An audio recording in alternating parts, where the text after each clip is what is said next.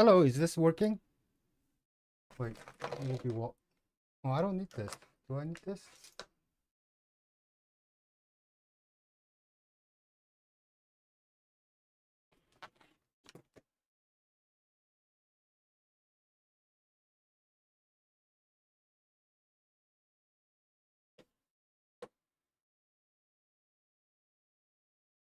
Hi, is this working? Hello, is this working or am I talking to myself?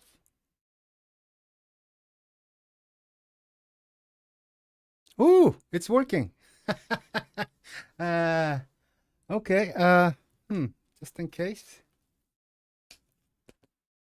Yeah, okay. Hmm. Well, it's gonna be a whole lot faster for me to speak rather than type. So, you guys can ask whatever.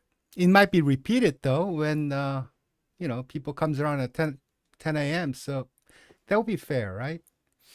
Because they came at the right time. They asked the question, and if I don't answer them because I have already talked about it, okay. Do I need to adjust the volume or anything like that, or is this okay? Cool. Hmm.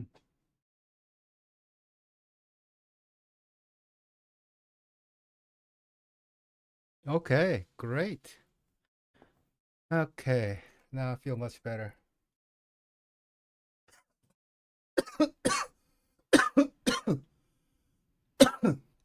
um, Man, I made some ice americano, iced coffee, but I was ready to put some ice in it, and I apparently have left the freezer door slightly open, and everything is melted.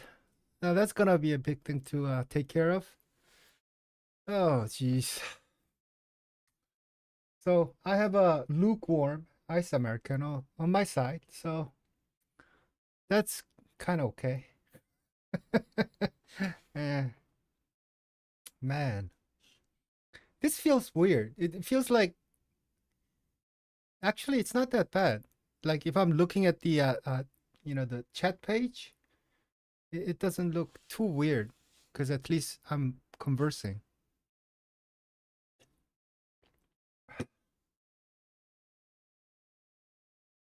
Oh, actually, I have air conditioning on, and also right now Korea is what's called the monsoon has just started, so it's gonna rain whole week, at least, yeah, according to the the weather stations. They say it's gonna rain at least for a week, nonstop. So that yeah yeah, it's a Korean thing. Koreans drink way too much iced coffee.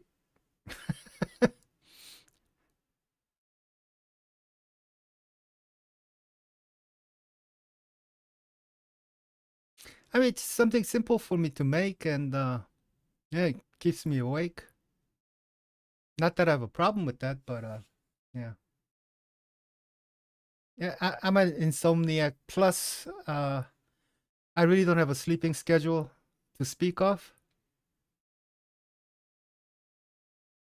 Hmm. And you know what, guys? It's gonna get worse for me, the sleeping problem, because I really want to start communicating with other, what do you call that? The reactors, and oh, the eight.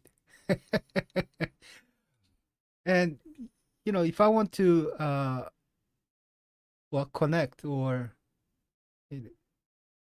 uh, talk or communicate with people from the West, I basically have to stay up, right?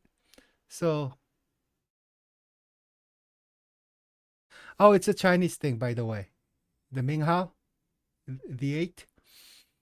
Chinese don't drink.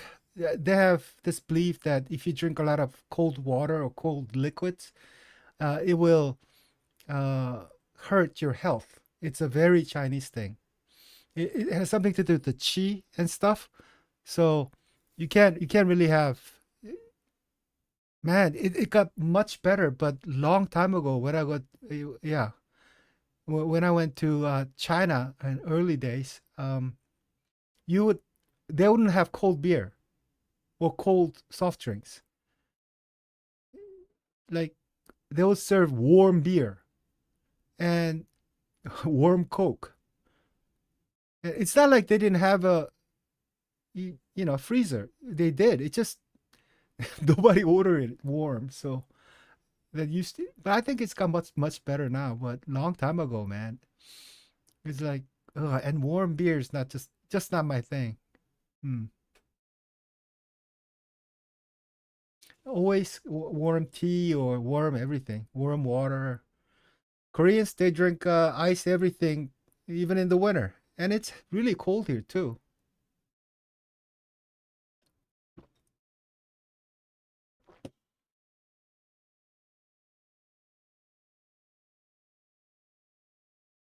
Hmm.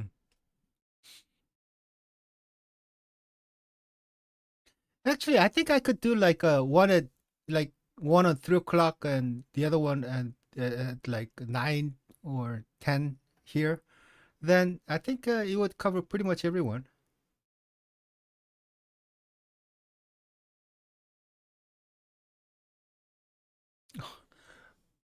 Where are you? 하늘, sky, 2 a.m. If it's 2 a.m., it's gotta be.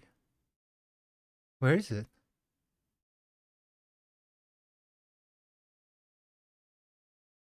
Uncle's 40th birthday party. Wow, must have been a huge party. Party till 2 a.m., huh?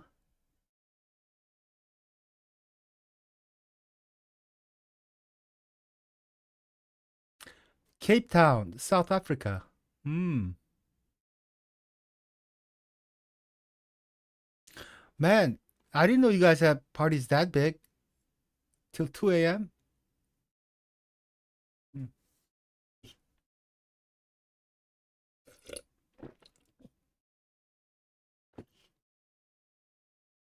Man, it's so interesting to meet all these people from everywhere. It's from all these different countries, all at the same time.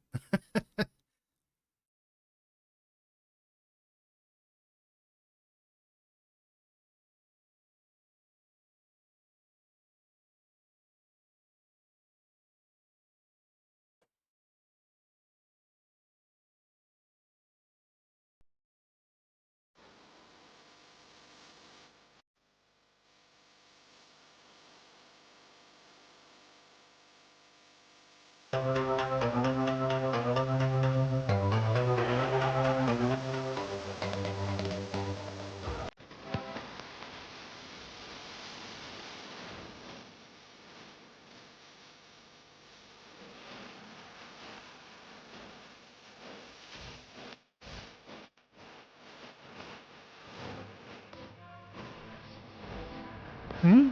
What's up with this? Oh,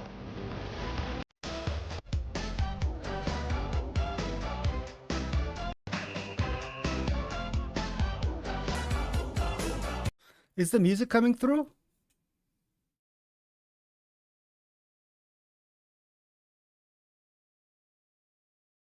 Oh, man, you guys are, hmm, real K-pop connoisseurs, huh? Not many people know like uh old K-pop. Summer Story. Oh, actually, in the beginning, what I wanted to do was just in case if it was like nobody was asking questions or something, I could play like music like a old summer jams from Korea. But and then I saw a video that's saying that there might be a problem with the copyright whatever. But then I think it should be okay. I mean, these are so old. Well, but then some of the rights has been transferred to certain companies and stuff, so I have no idea. Wow. You know what I miss? I miss they used to have real summer jams. I mean, like it was a huge thing, and like later on, like Sistar, and like there are many groups that like Cool, and it was like it was a huge thing. And there are some groups that actually, you know, the only song they were popular for was summer songs, and and oh, God, DJ Doc, yeah. And the thing is, right now they have summer songs, but it's not like before. It doesn't have that, I don't know, purity to it.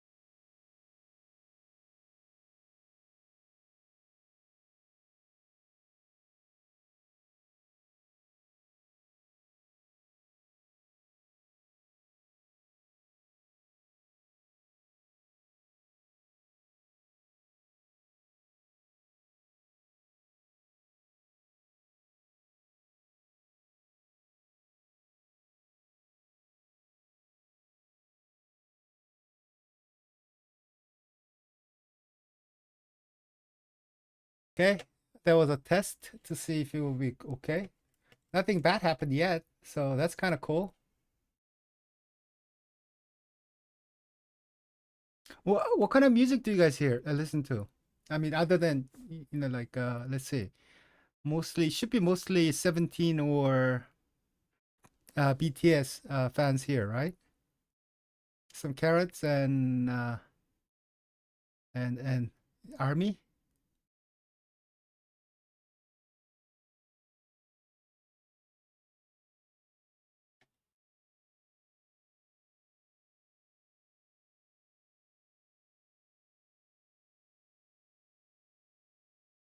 Ooh, it says streamers bitrate is lower than the recommended bitrate. We recommend. Huh.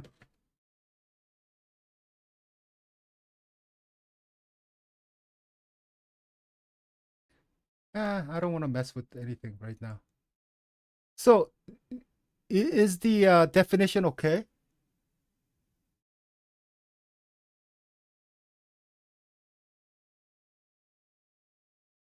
Uh, Diva.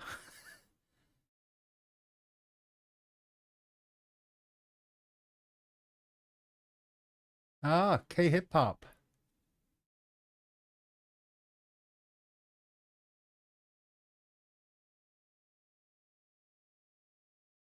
I mean, K hip hop has, come a long way. Um, I can say I've kept up with all the guys, but they've been just, I think, uh, like, the Chebom and some people did a great job, opening up K hip hop more to the public. Okay, Shiny, IU, okay, Super Junior. Ooh, going way back. Oh man, so sad about Shiny. Hmm. Super Junior, those were the guys, huh?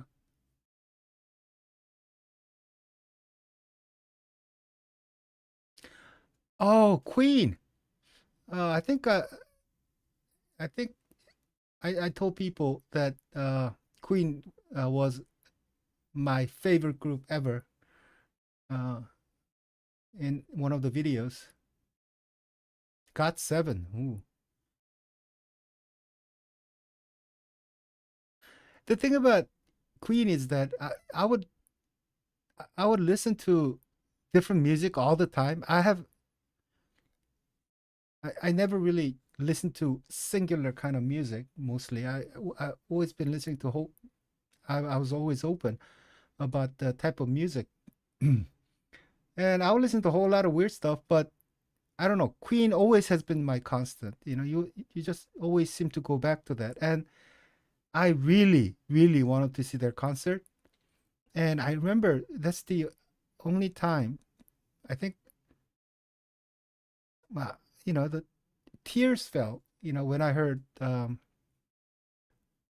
Freddie Mercury died, because I was thinking, I really, it's like, not only that, how he passed and when he passed was sad, but I just knew that, oh, then I would never be able to see them live ever. And I really loved their last album, Innuendo, and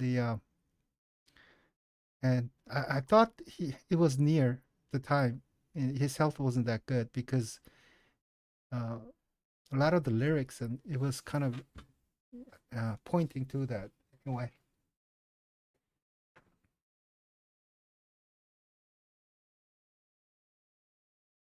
Yeah.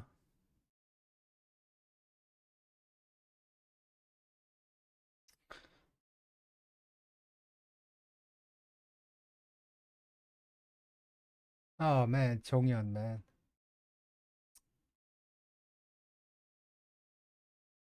And he was a great songwriter too, He was just about to show the world what a great and sensitive songwriter he is. Uh, I- the song like Breath, I mean, it is a very delicate and sensitive and emotional uh, lyrics, and it just, uh,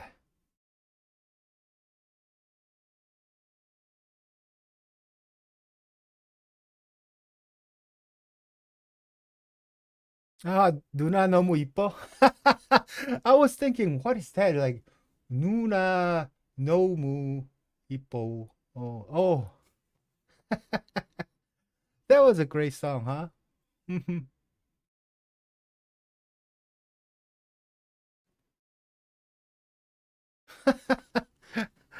You're only 20. Oh, wow. Wait, that's only 5 years ago. Oh, then you're going way back in K-pop to listen to them.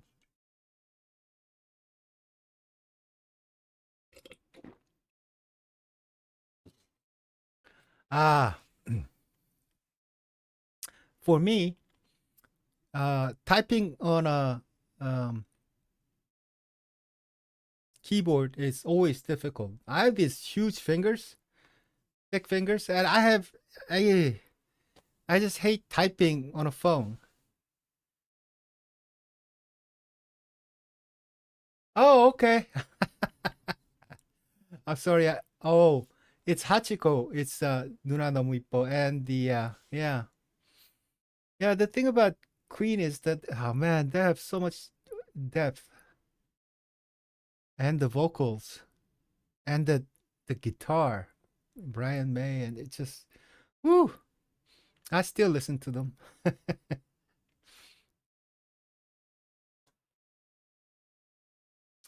Let's see what time it is.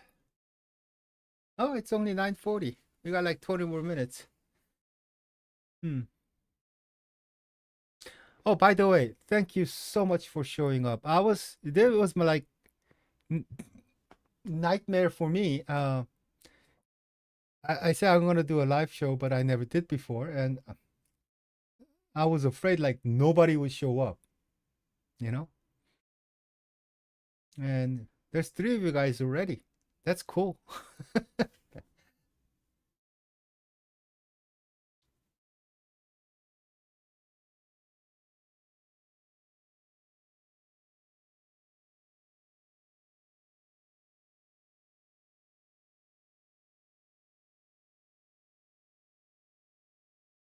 Oh yeah, there's seven current viewers. God, you guys are better than I am. I just saw. Hmm. Haha, thank you.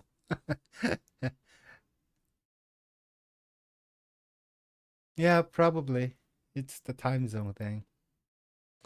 Yeah, so I'm gonna experiment with this and try to do like 2 shows per week, maybe. 뭉쳐야 산다. That's a movie, right? 뭉쳐야 산다.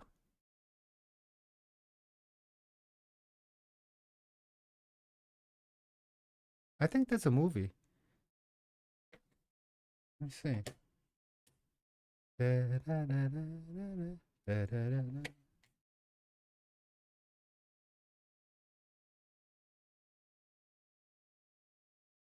I have tendency to consume so much stuff. Sometimes I have no idea. I don't remember what I 뭉쳐야 산다 is. I think I know. I just need to.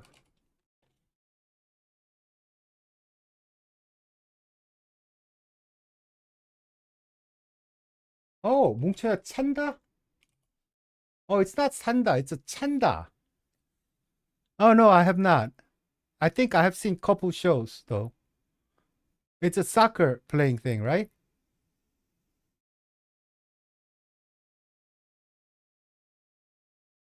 Yeah, yeah, yeah. The 안정환. Yeah. Uh, the thing is, there's a movie named 뭉쳐야 산다. Means we can live if we can only live if we come together.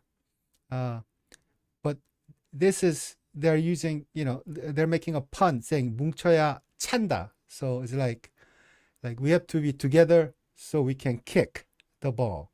Okay? So it's a JTBC TV show. Oop, what the hell is that? Okay, right there with An Jung-hwan. Yep.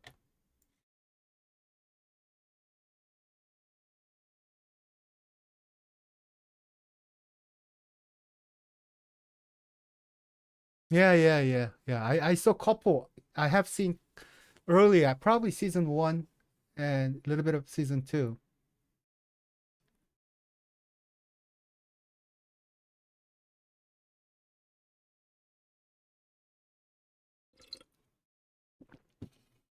Hey, thank you.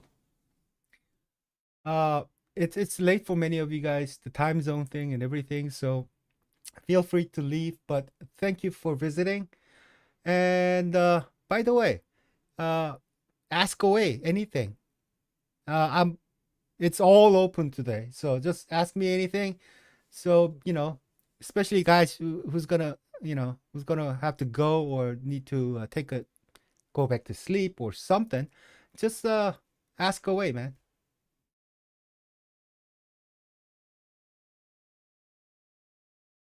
Earth, moon, and stars. Hmm. Universe.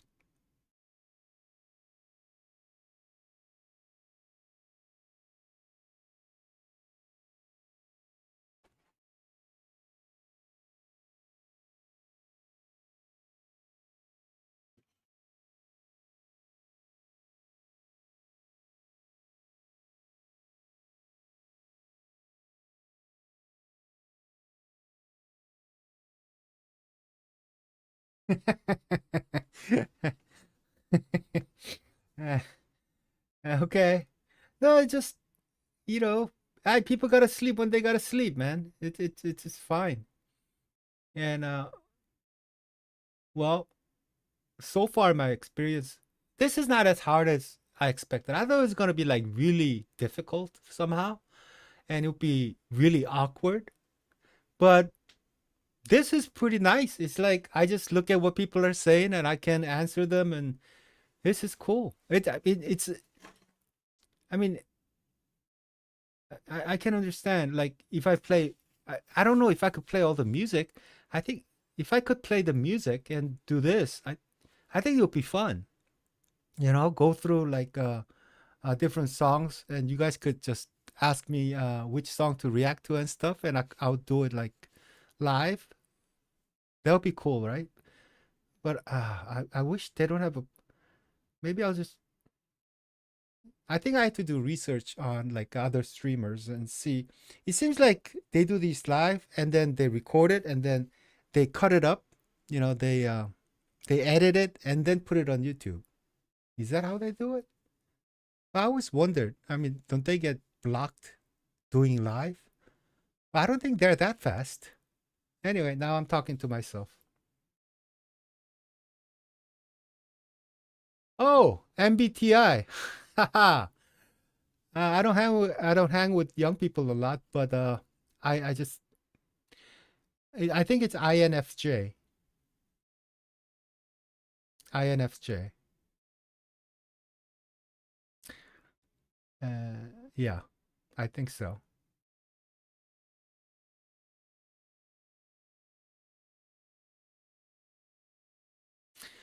Uh Actually, there are a lot of alternative artists out there in Korea. Now, uh they're smaller scale or some underground, some are just solo artists who does something more alternative or something different. Uh, there are many people who are very capable and create some very interesting music. But RM is a special case because he's got his fame. But most people, when they have that fame, transferring over to solo is not that easy. It's very difficult. And they're busy being relevant, if that make any sense. For example, my favorite, Taeyeon, if you look at her singles, when she came out as a single, everybody kind of knew she's going to be successful. However, like her first, second album was very vocally driven.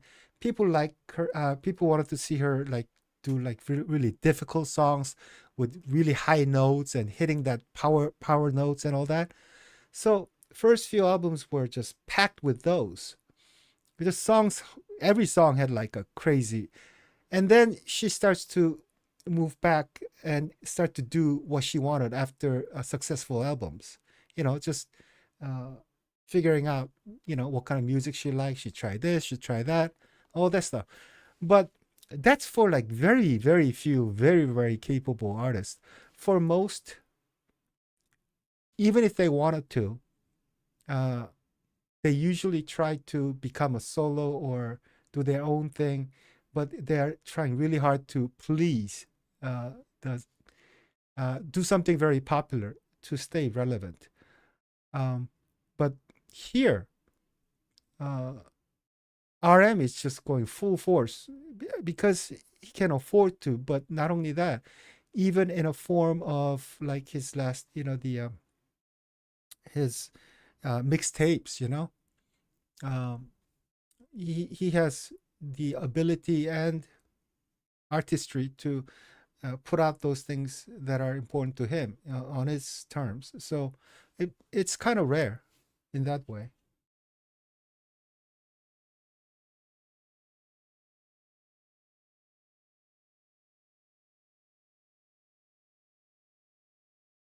Let's see.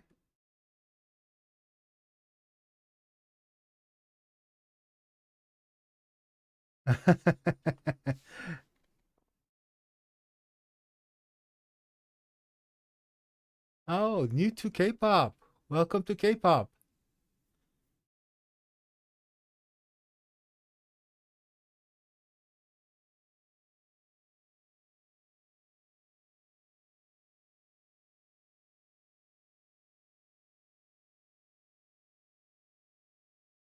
Ah, okay.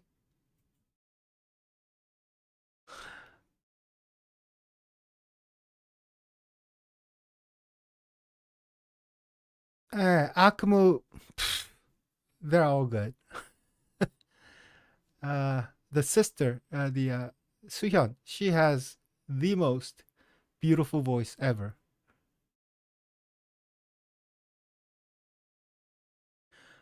Probably tonight or tomorrow morning. I think I'll put up Nana Tour. Actually, I was gonna do Nana Tour and put it up today, and also the BTS Bon Voyage.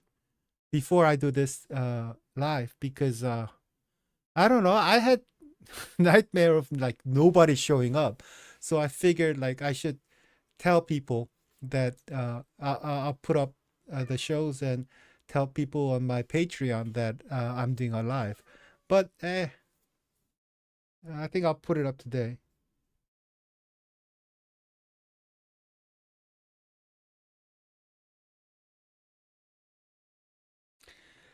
Uh, hmm. Now, when it comes to evolving, that's a difficult question. Like the question by Huynh, Huynh, right? Vietnamese, I think. Uh, now, hmm, that's an interesting question. I think it's fine not to evolve because you need, first of all, talent, and it just the chances are not given. A lot of the groups are controlled by the company, so they don't have time to evolve. Only thing they can do is perhaps when everything is done, they can go solo and uh, find their own music. Another thing is, I don't think there's any. I don't think you have to evolve. There are teams that are like from start to end. You know, play the same song, same kind of music, but it's their color. You never tell like a rock band like, man, how come you don't do no R&B and you have no soul? You always do rock. You don't do that, right? So that's cool. But and then there's another group in K-pop who can do everything. A lot of SM groups are like that. They mix it up, change it up. They can even change their vocal style. Something funky, R&B, something rocky. They can mix it up, uh, and they change themes. And now, in that case, other than getting more mature or older, about the song they put up, they don't really, they're kind of evolving, but not really, really. So yeah, and there are people who really do evolve now, and that is rare because the ability of the team members, how artistic they are, and all that has to come together as one. So not easy.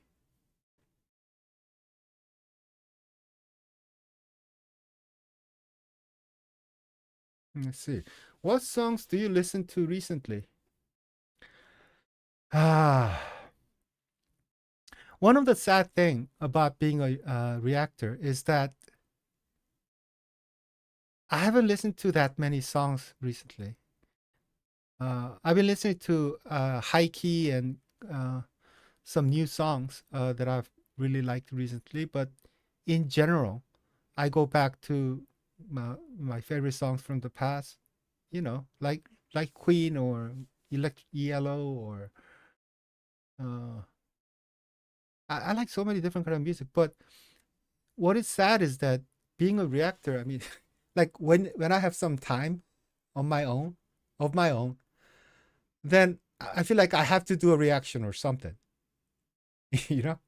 So uh, it is difficult for me to just like, I used to listen to music and do things like that when I had free time. But when you become a reactor, I'm busy like looking through, I just put in MV music video and see what new music videos comes out and maybe what I should react to and things like that. And I can't listen to them like before either. So it's more difficult.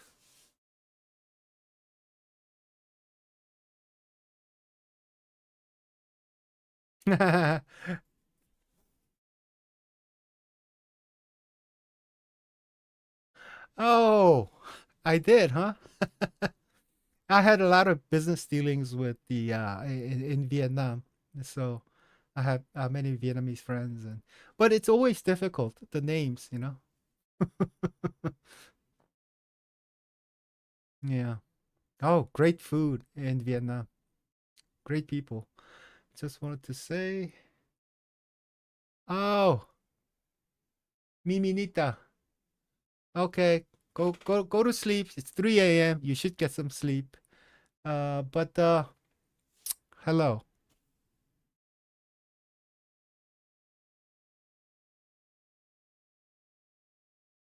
Chinese born in Vietnam, grew up in America.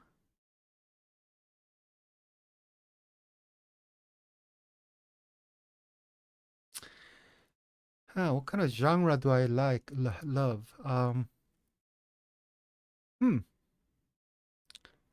it's kind of weird, but I really don't have a favorite genre. For example, I really love uh, music that has little funk in it, you know? So, for example, uh, that would be if it was K-pop, something like JYP, have that little funk. But then when I the songs that I really miss or groups, a lot of them are rock. And what I usually do listen to and always kind of checking up on is K-pop. So it's all over the place. It's I think it's the quality of that song. It's not the genre that's important to me. It's kind of like a movie, I have tendency to like movies that have at least one thing that is just absolutely great. Like if the movie has great cinematography, I love it. If they have like great acting, I love it. But if this is all mediocre, it doesn't seem. I will never watch it again. It's like one time that's cool, that was good. But yeah, that's I'm kind of weird that way.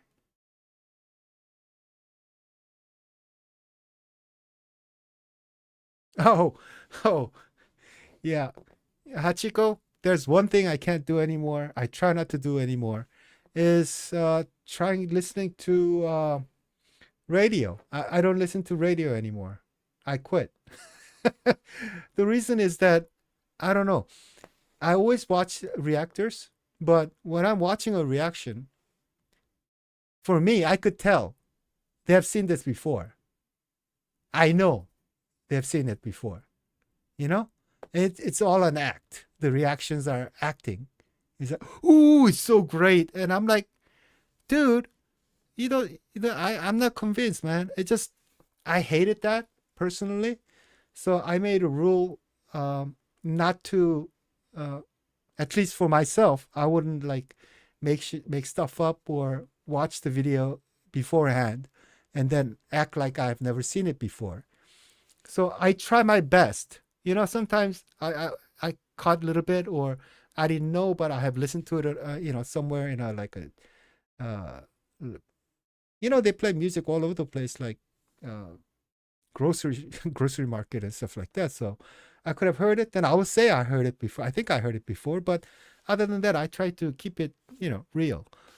And that means I shouldn't be listening to like radio because I would have listened to every one of them after a while, at least the new ones. That's how it goes.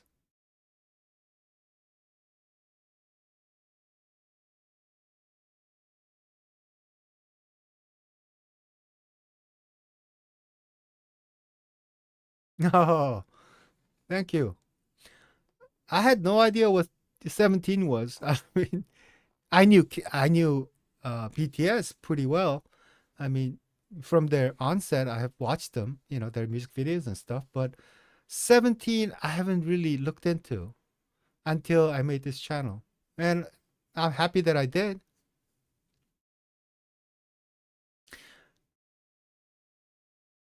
Kyber Heart. 안녕하세요. I used to listen to Night and only before BTS.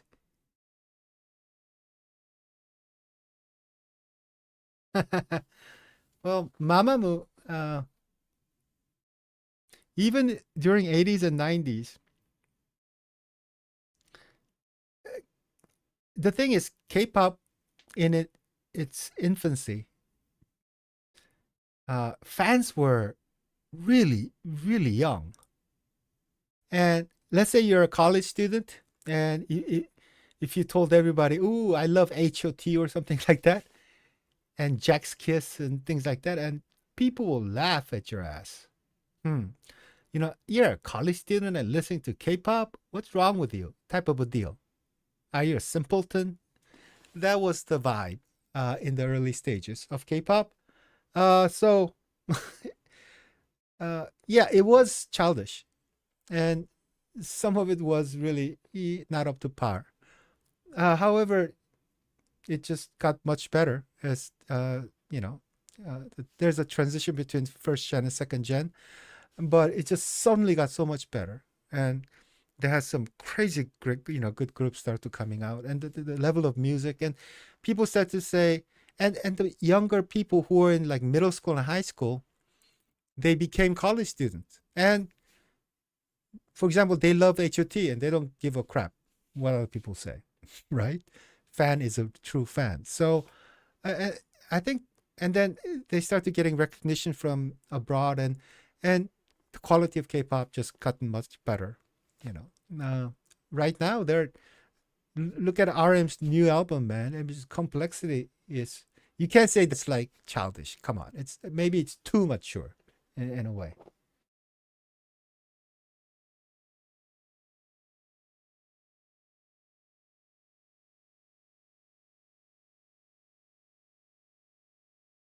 Oh,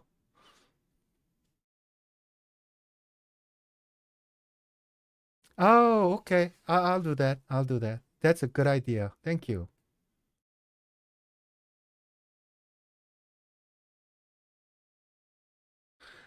Uh, let's see. Uh, I really like that you explained some Korean phrases on your reaction video. Well, you know, when I started the reaction video, I didn't know what I would focus on. I just had a lot of information, or I had experience with how, you know, K-pop evolved and stuff. So I thought I'll add that to that might because there aren't that many guys who've been listening to K-pop and looking into the industry for like 30 years, unless you're in the industry, which I'm not. So I thought I could be helpful that way. But when I really started, I found out, because before I would never turn on like subtitles. Why would I doesn't matter English or Korean, whatever it is, I can understand it. I had no reason to have anything up. And but then I started doing these channels, and I had to turn on the subtitles to show it to you guys because you guys need them. And it was horrible. It was just, oh my god. I don't know if there's anybody here who been doing watching me do like like translation check for G Idol. That group in particular has one of the worst ever like translations. I mean, it's just ridiculously bad. So uh I don't know. And people seem to really appreciate, because I can tell when I'm watching, there are things that been said, or it could be mistook for something else, or it's not very clear. So I try to help out that way. I think a lot of people seem to respond really well to that, and perhaps it's, and I don't want, like, for example, uh, SVT or 17 or whatever the group are, when they're speaking and it's not rightfully represented, because some of them are like bad, so, or not understand the cultural nuances of things. So I think you know I'm not like, I really don't think I have like a overwhelmingly interesting personality or something. I'm like a DJ and stuff. So I try to help out where, I could kind of help you guys out in like understanding the culture and why certain members say certain things or things like that. Just, help out a little bit if I could.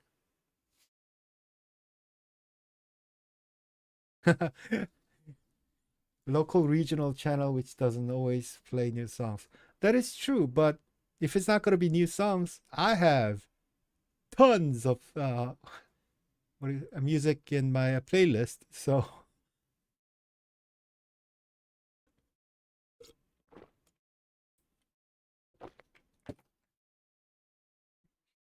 oh, would I do second season of 17 in the Soup? I'm not sure. Probably. Uh, I don't know. I need to finish this, and I should discuss with people what kind of content I should go to next, or things like that. And then I could, you know, we could decide where we would go from there.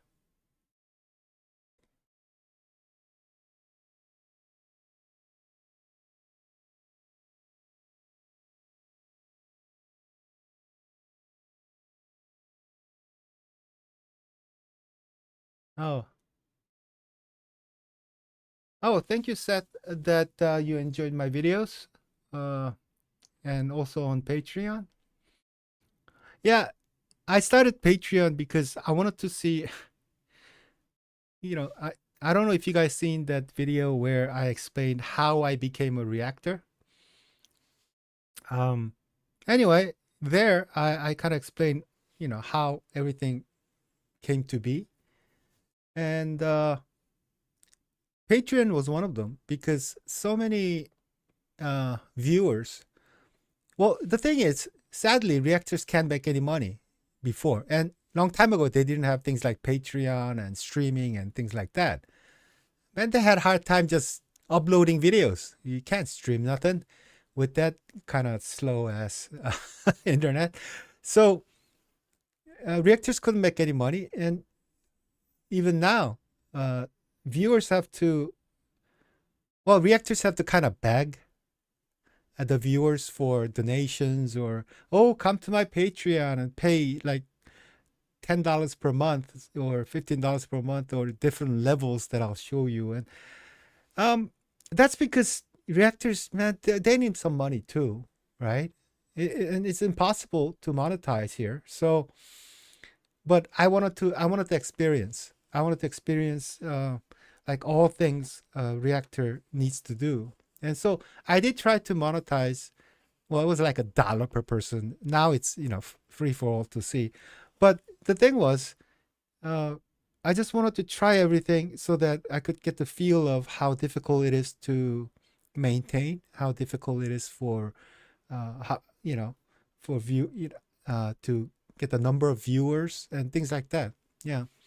So that's how I started the what is that thing? Patreon. Yeah. I even put up buy me coffee or something, so people can donate. Yeah. Not many people ever donated, but some, and it was so nice. But yeah, it just again, it kind of proved to me how difficult it was for reactors to make any kind of money. So, mhm.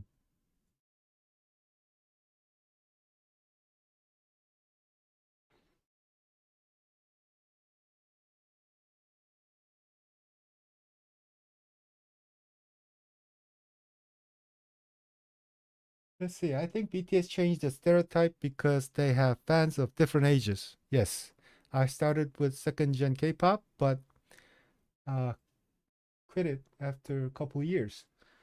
That is true. Well, the thing is, K-pop did have certain people where things were they were widening the the kind of music they were doing, and the the kind of fans they were amassing. But I can tell you guys a full story. I early on I said I was a original like a Soan SNSD fan, right? And not only that, I told people like family, like for example my sisters, that you know what, you have no idea, but K-pop is gonna be huge all over the world. And yes, they thought I was stupid, and that's okay. They, siblings, yeah. And my sisters in particular are kind of mean, so more like a brothers. So anyway, so you're stupid and okay.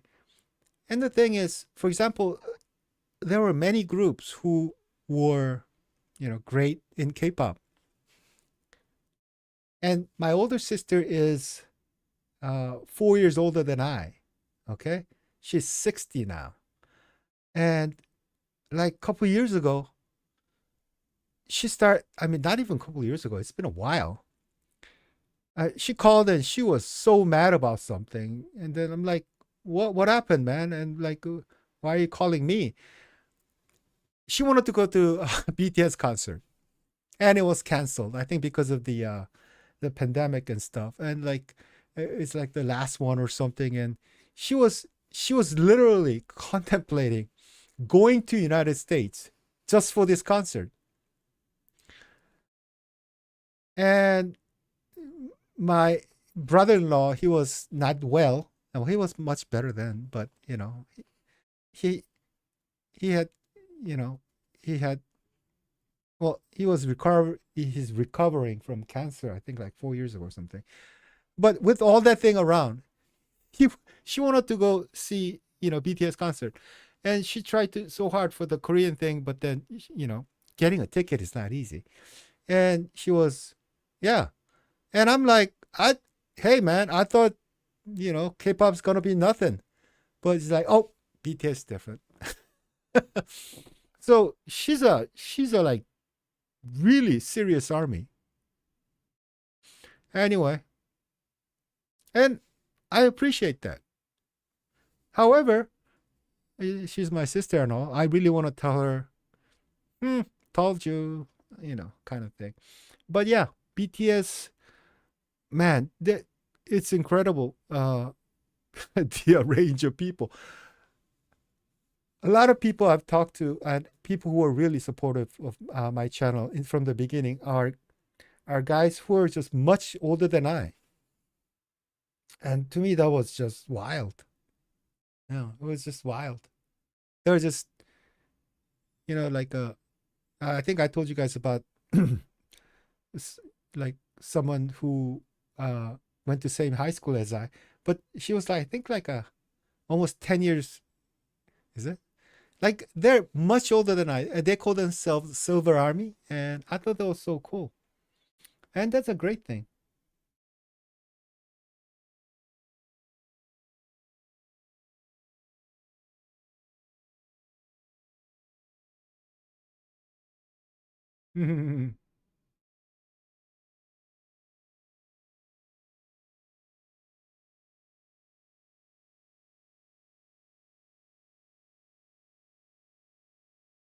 Ah, after 2 decades. D-Day was the first concert I went to after 2 decades.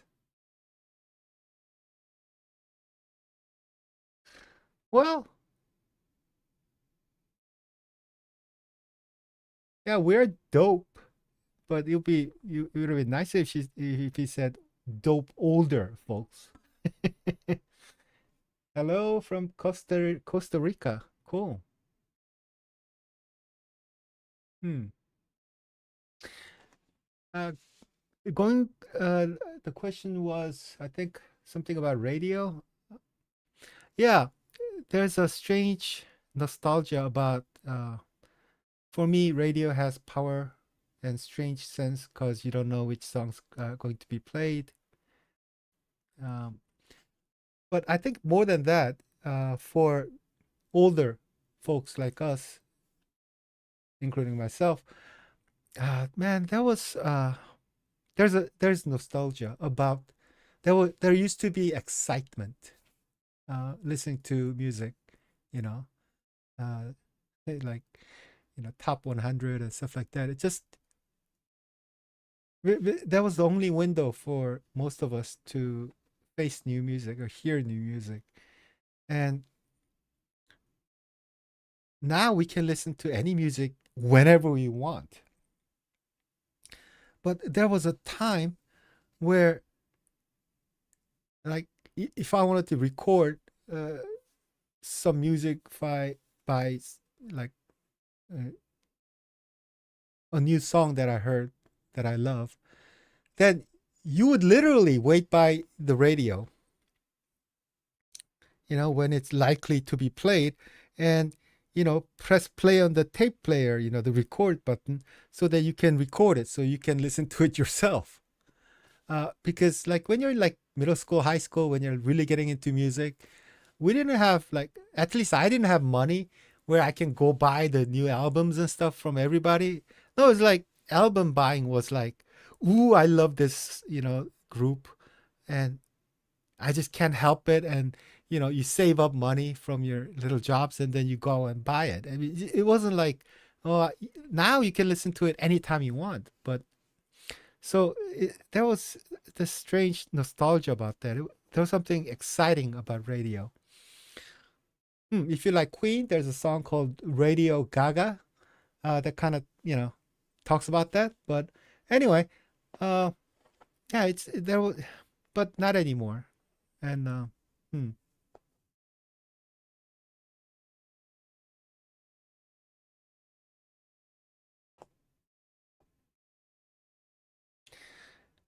Oh, hmm. Oh, I have an interesting thing for you guys. The You guys are talking about like a radio play in Korea. Um, I hate it. Not hate it. Maybe that's a little too strong, but I do not like to listen to Korean radio. Just not my style. Hmm. Uh, the interesting thing about Korean radio is that they don't play much music. Used to be, mostly, even now. There's a lot of talking. And, just like American radio, that, you just play the music and once in a while DJ comes out and, here comes this song from who? And it's smooth. And it just go on. Korean radio, they just keep talking. They have like a whole session and just play one song and the whole session of something else.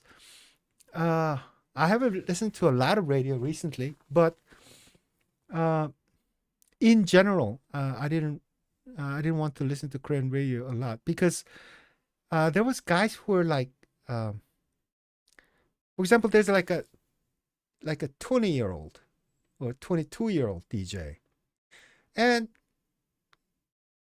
okay, people like Taeyeon. I mean, she was like a DJ really early on too, and it's all fun and it's great. But there were many just professional DJs who would talk about things that I felt was kind of inappropriate. Meaning, hmm, I mean, they'll be like, he's like 20 year old, and he's talking about like, oh, life should be like that, isn't it? The morality is difficult, and love is. I'm like, dude, what do you know?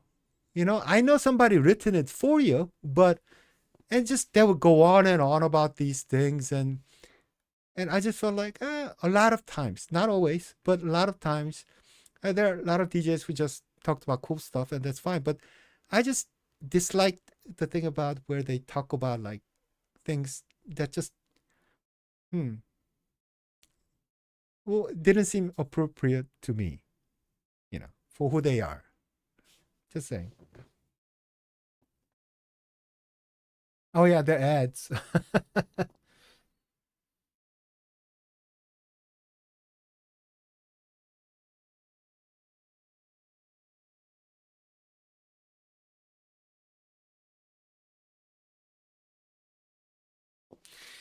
Well, I don't think radio brainwashed us to like certain songs, but the thing is, uh, for most, if it's a decent song, more you listen to, uh, e- especially songs with hooks, it's a earworm. It will get under your skin, and you just, you know, and yeah.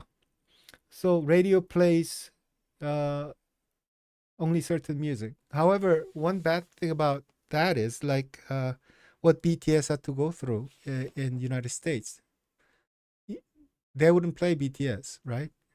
It was because they're not American music, but they played a whole lot of like South American music, British bands. So why not K-pop? You know, it was just a whole lot of BS. Hmm. And that I think there was a German DJ, who said it was a travesty for BTS to even sing Coldplay songs, and it just there's there's that wall.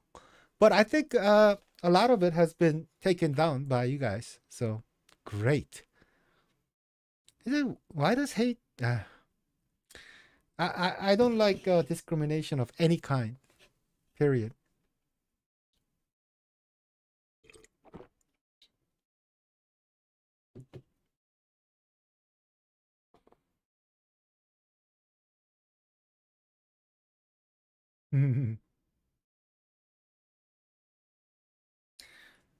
I think I've said many times my favorite K-pop group ever was is not was is Girls' Generation, SNSD. Uh, they have a very special place in my heart.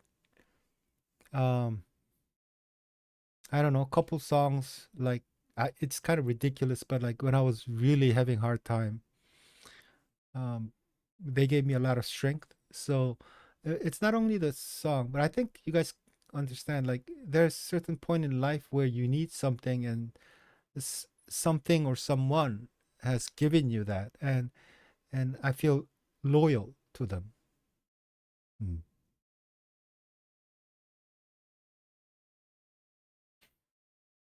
You know, I have never even dared to try to get BTS concert tickets. You know, I asked my sister about it because remember my sister was crazy trying to get the BTS concert tickets, and she was saying like she had to get her daughter and people she know to like so that like multiple uh like you have to buy from like multiple place computer at the same time and all that crazy stuff and you would have to she wanted she had to uh she was you have to become like a full army member and all that stuff, and I'm not even a full army member yet. So I think there's a different, it's just impossible, you know and and I would have to go there all by myself. I don't know, it's just eh.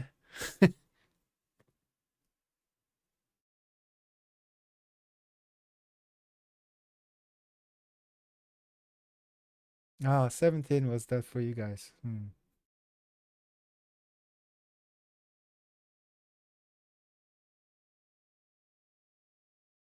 Oh,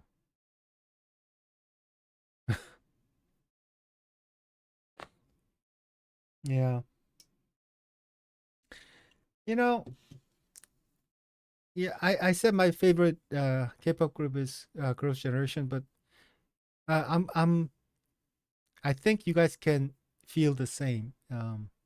In that, for example, for Hachiko, the it was SVT. SVT has been around for a long time, and I think they'll be around for a lot longer. And what that means is that what I think what SNSD did for me was that like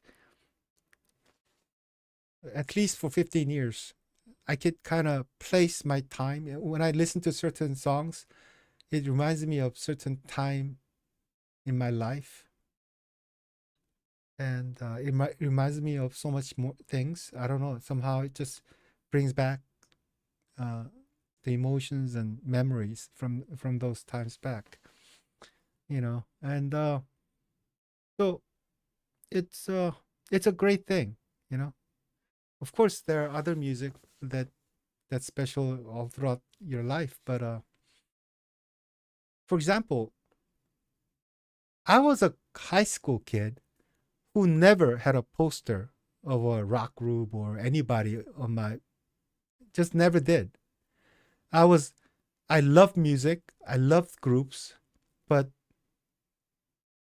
it has never been like like a real fan.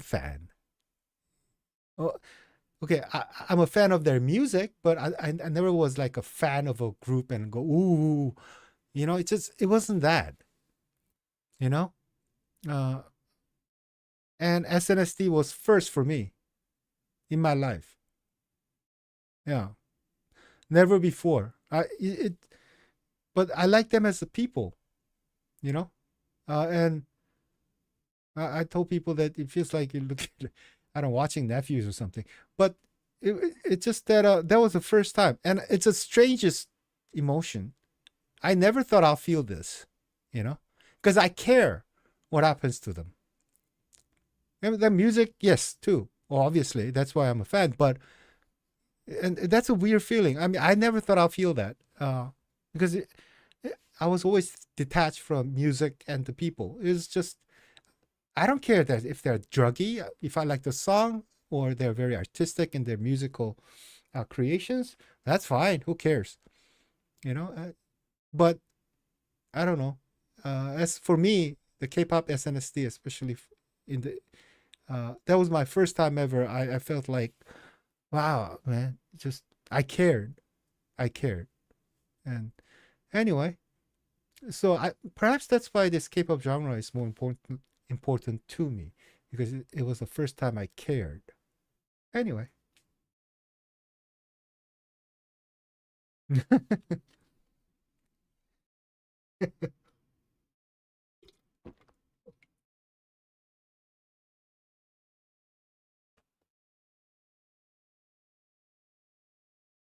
Mm.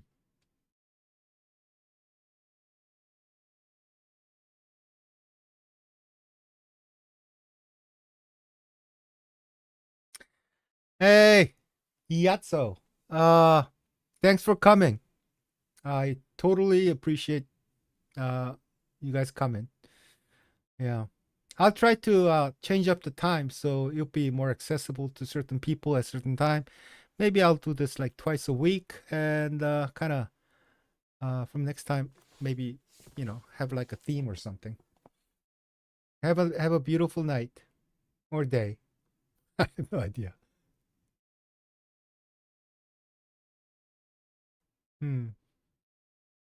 So, do you guys have any questions about me, K-pop, my company, anything? I'm pretty much an open book.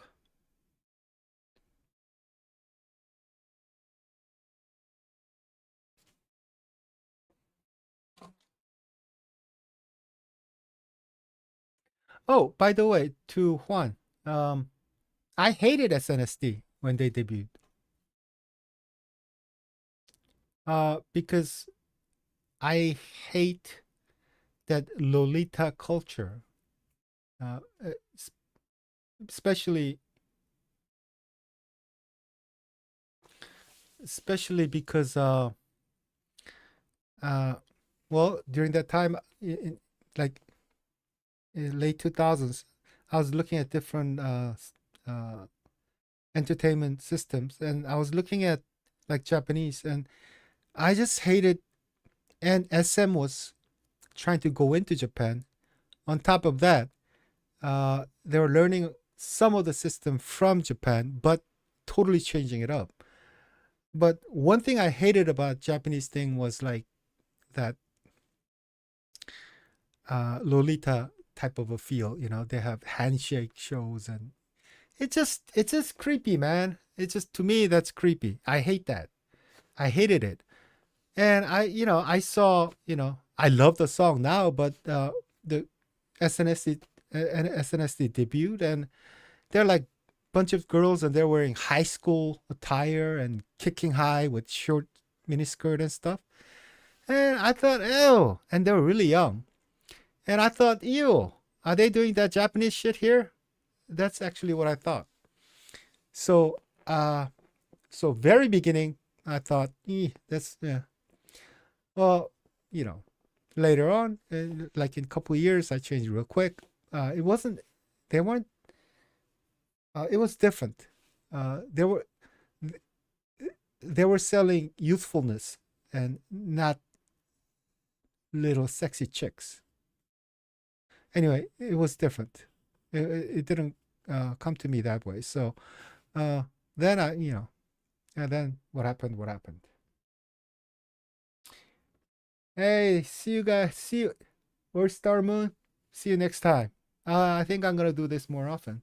So, how do you find time to do reaction videos? Well, I have no life. That would be a good answer. I have no life.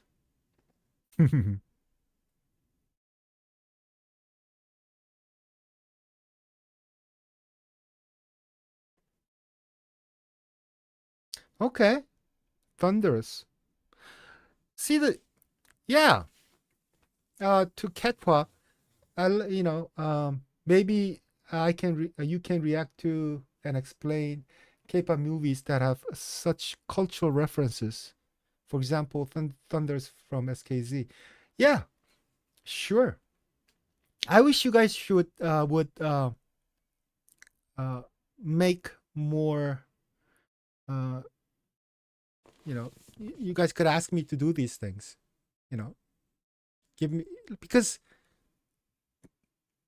maybe I should change, but my thing is I don't want to pre-watch anything and do research. I feel like that makes reactions not genuine. And the thing is, that means I can't do any like I can't do much research.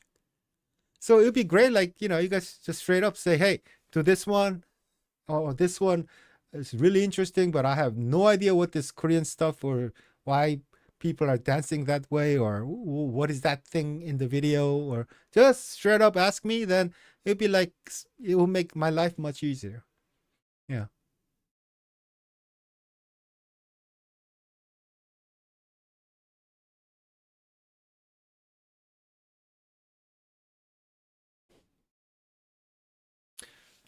Well, to Juan, with job and family, you must be, yeah, it's difficult being a reactor and a father and having family and all that with job, but it is not as difficult as you guys think.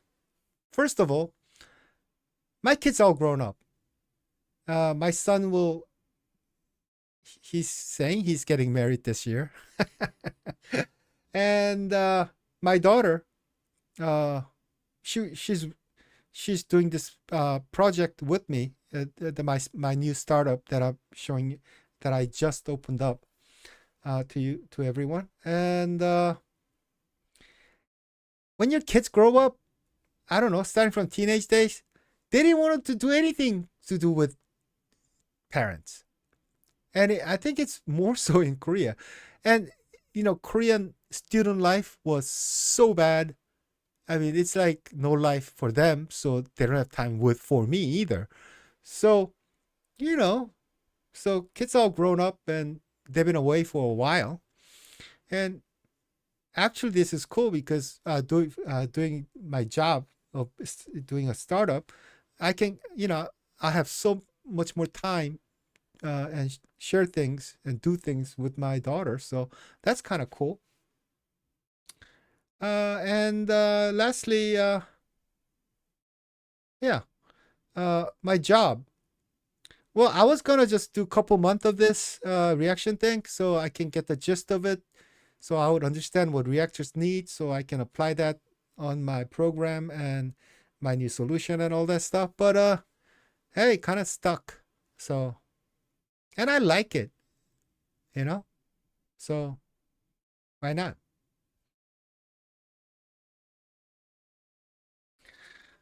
Oh man, Akmu. I think I reacted to quite a bit of Akmu, and I use palette YT videos. What is that? It's a TV. It's a show, right? It is difficult to react to shows, especially out of Korea. So if it's any kind of show, I would have to put it on like Patreon, but I could do it, no problem.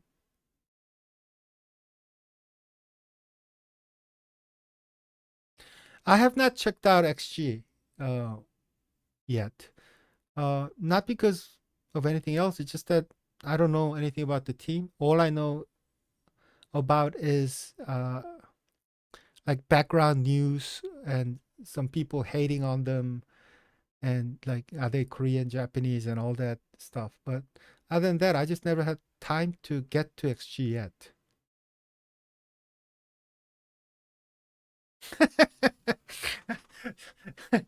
Sorry, man.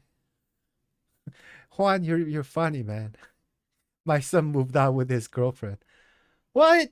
It happens. Like when kids grow up, I mean, you love them so much, and they were like such babies, and you coddle them, and you want them to turn out this way, and they want you to take away what I've learned in my life and all that stuff, right? But like when they grow up, they're just busy running away. I think I feel like I have so much to share with my son, for example, but I think I talk to you guys more than to my son. I'm sure of that. So, that just happens.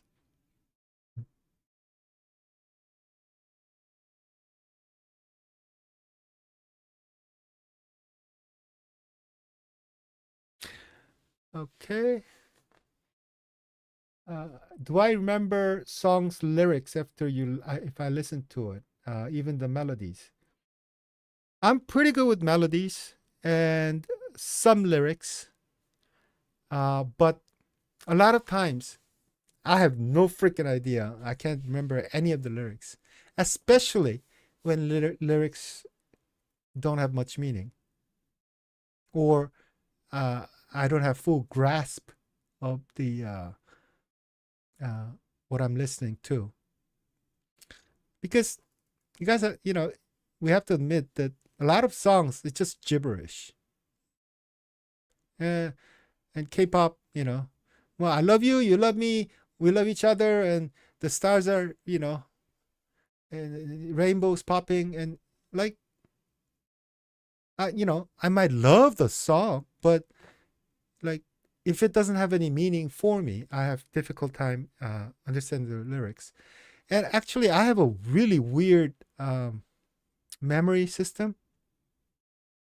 It's like either I remember everything or I remember nothing. It's true. And I can only remember things that are uh, related.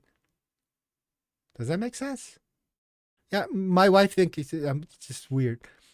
Uh, like we're polar opposites.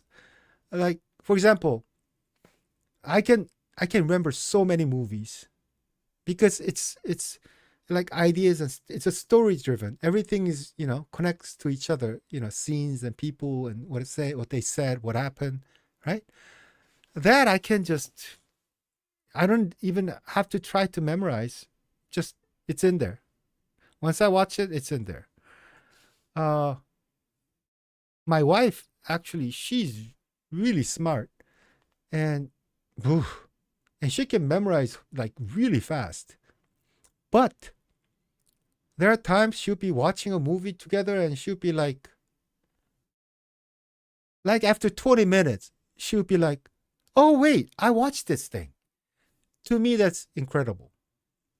To my wife, it's incredible that I cannot remember like people's names and like things that seem like you've been to that restaurant like 30 times. How can you not remember the name of the place? I'm like, because I don't know. Anyway, that's how it is.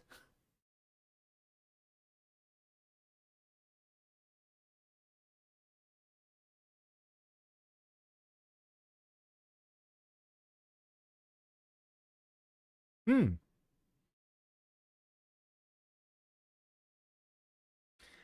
Hey, my manager here. My manager is here. Uh, say hello to Miso Soup. She's my manager, and she she's not really my manager, obviously, but then she always tells me like if something is up, like new Shuchita is up, and who is coming out, and what is coming out next, and she always tells me. Thank God for her. So I have to, do a little shout out. Mhm. Oh, I know who DJ Gino is? Yes, I do. He's a son of a very famous Korean trot singer, Song Dae-kwan. That's his son.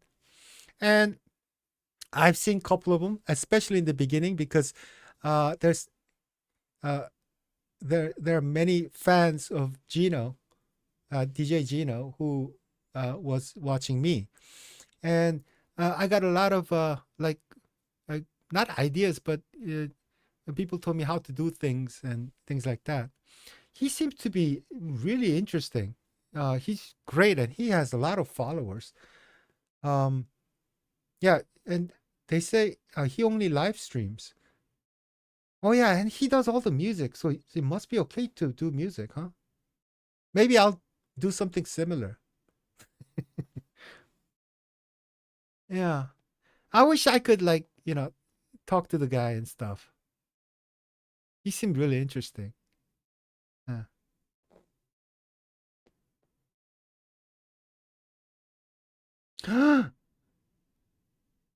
Yeah, Songdaegan, exactly.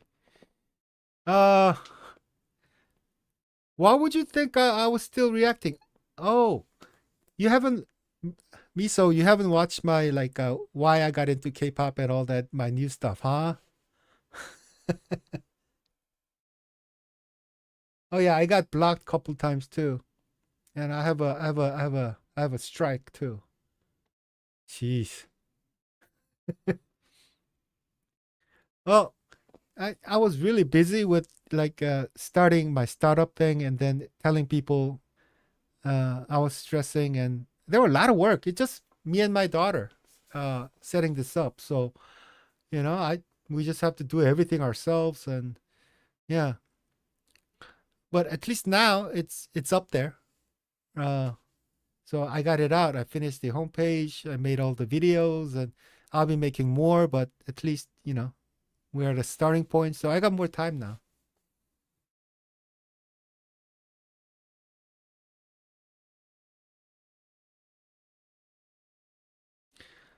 Oh,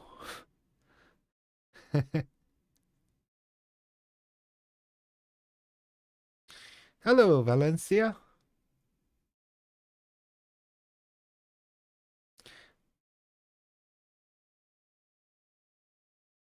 Oh, why do you guys have to refresh to see me? Am I doing something wrong?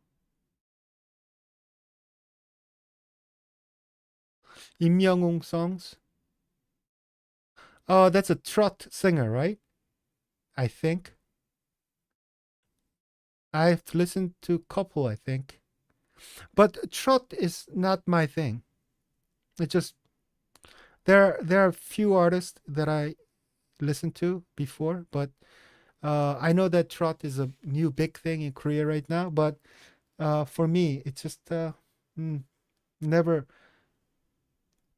Hmm. Okay, there are a couple who are really good, but mm, I haven't been really. My mother she's really into it, but like that's all she watches. But no.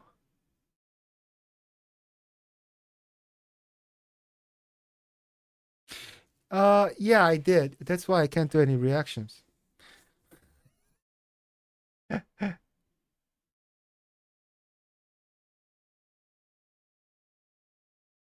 Oh, Bora City magazine videos. I think so.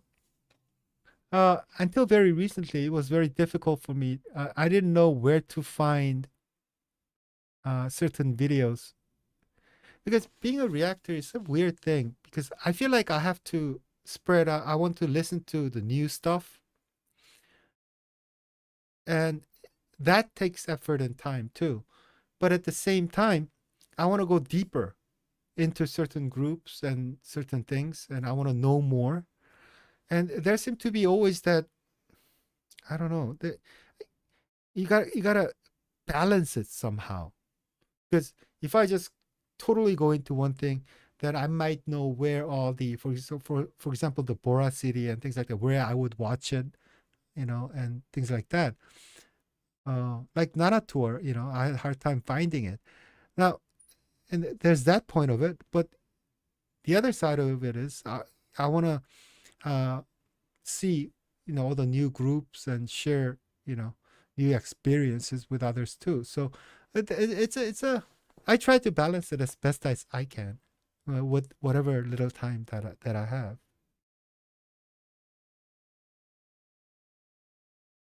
Now I have did I watch Jin's discharge from the military and also his Festa performance? I have not watched his Festa performance at all. Um, But I have seen him being discharged from the army and a little bit of, the hugging session. Yeah. I definitely watched him like come out of the army. He looked good. He looked healthy. That was great. Um yeah, my son is right now. He's still in the he's serving the military service right now as we speak. But the reason I have seen a little bit of the hugging thing was because I saw like a news thing where some ladies were sucking on Jin's neck and stuff. That pissed me off, so I had to see it. I just he have some manners for God's sakes. He hugged 1,000 people, but originally he was gonna hug 3,000 armies. 3,000. That's ridiculous. So the 1,000 is still ridiculous, but he was just being nice. He wasn't. It's not like one of those like the Japanese aksuhe. You have to buy like 50, 20, 30 CDs so you can touch their hand for a few seconds or something. What amount of seconds? It. He was just being nice. Anyway, I ranted about this before, but anyway, it pissed me off. So I saw that. Yeah.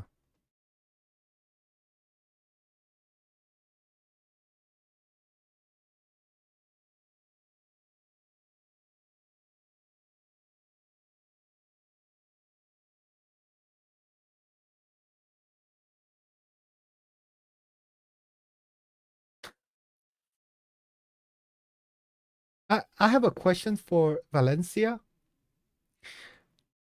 Uh, well, is it dam or tam or yeah? I don't know. I just don't feel right calling someone dam.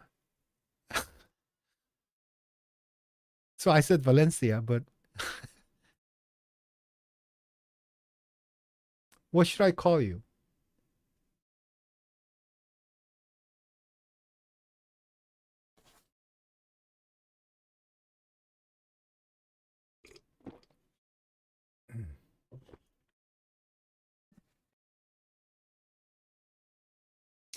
Oh, July in Korea is hot as hell.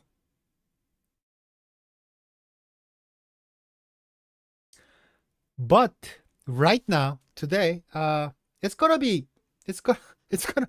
We're in a monsoon season, so whole week, next 7 days, they say it's gonna rain. Hey,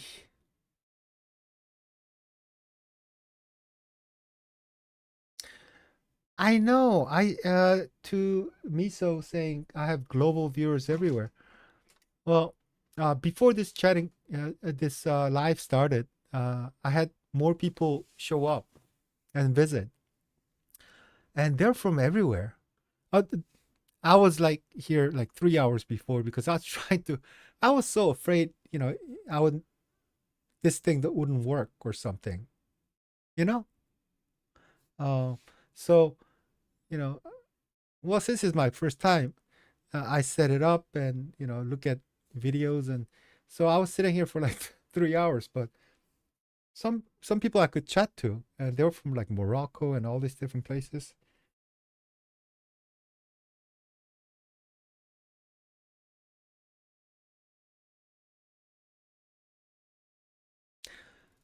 Oh, in Mexico.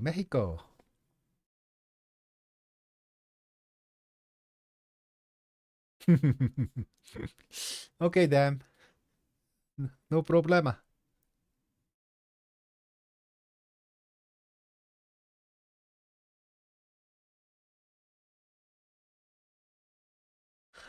Oh, to Kyber. What happened was I was just pushing stuff, and I thought I could like set it up, and then like since it said the video will start at 10 a.m.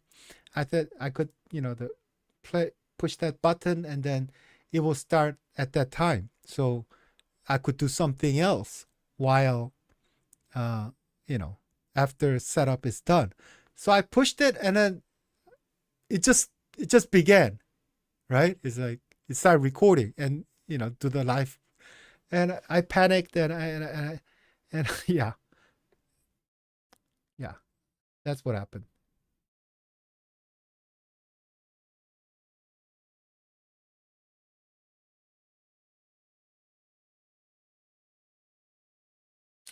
안녕하세요. 안녕하십니까? 이지온루.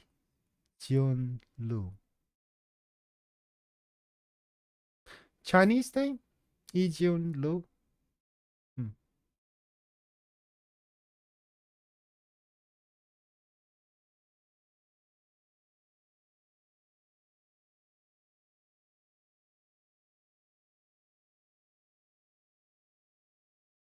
Yeah, I think miso soup. Yeah, she's in the. She goes to Gino. I listen to him quite a bit, I think. Oh, Taiwan. Uh-huh. Yep.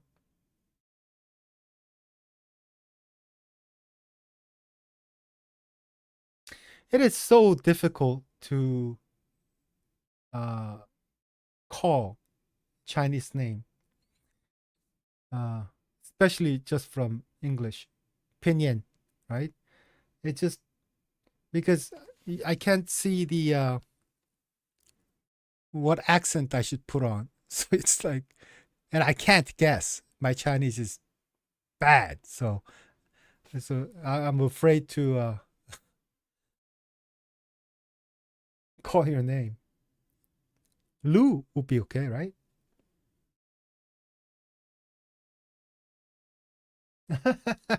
Oh, because I probably look crazy, I think I just took shower then, or my hair was up or something.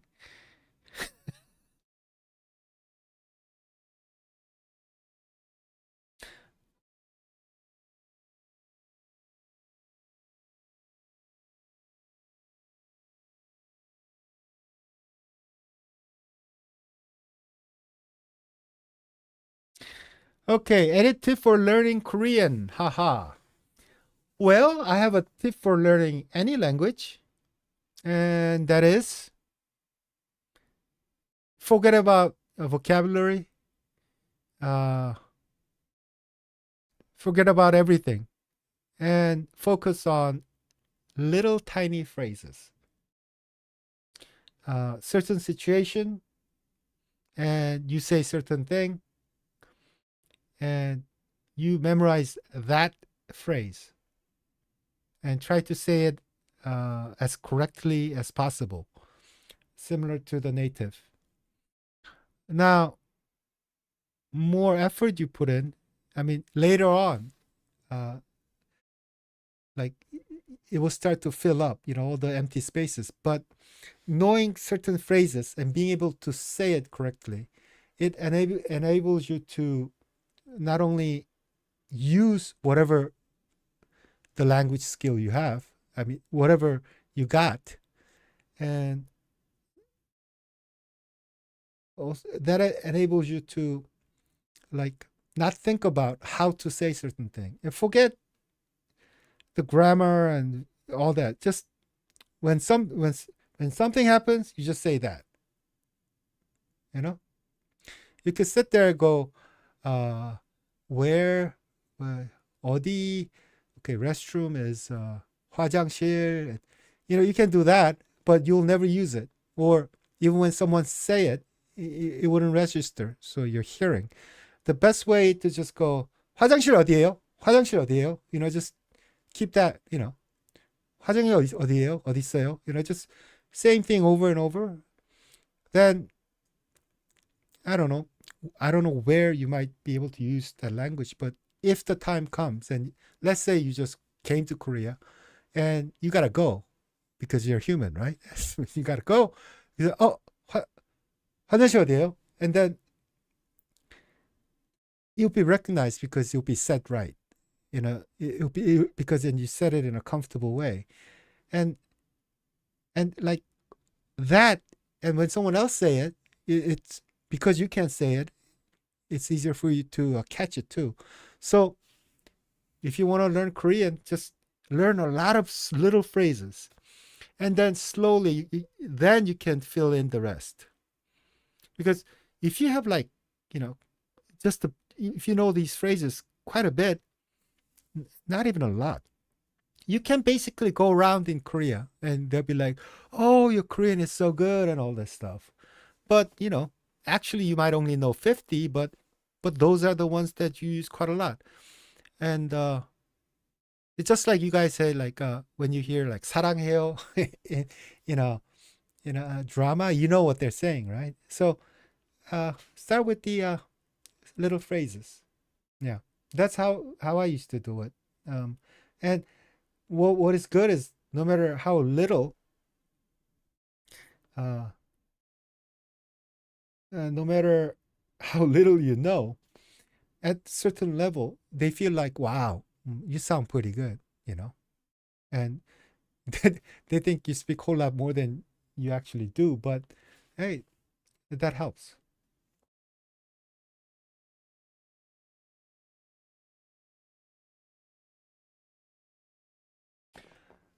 Yes, I have. Have you watched N hyphen? Yes, I have watched some of N hyphen things, but actually, I was gonna uh, get a little deeper into them, but uh, I think kind of fell to the side because I had too many things going on. Yeah, I think I even reacted to a couple of their songs and stuff, but I never got really into them, and I was able to, uh, see a lot of things from them.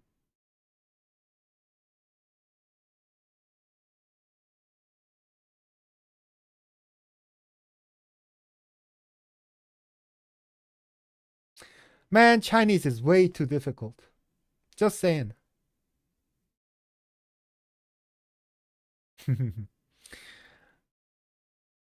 To Juan, you watch dramas for decades, but only know some phrases. But like I said, if you go in there and start making small phrases that is often used phrases and start memorizing them and you try saying them correctly, you'll be surprised how much you start to understand. Like you can hear like in dramas. Before no, because you have to put together uh, vocabulary and within a structure to figure out what people are saying, right?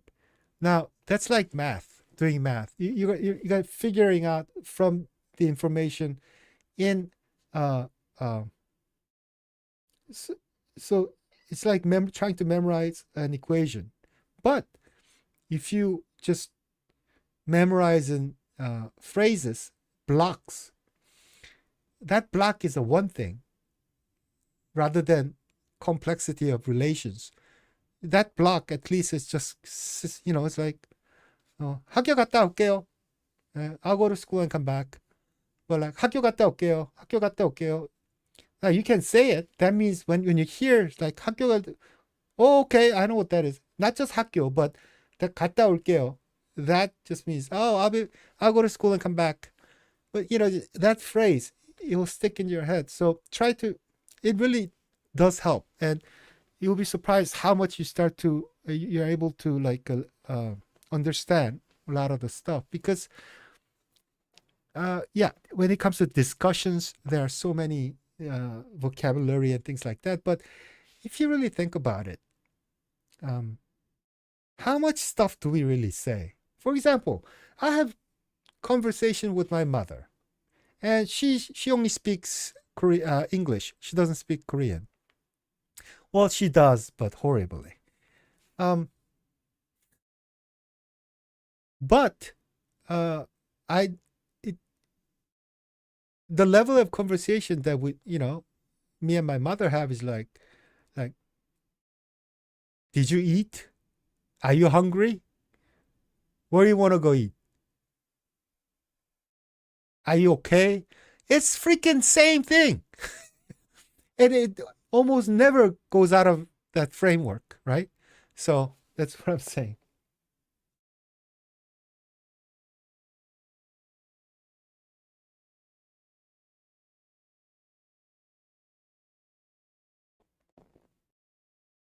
Uh,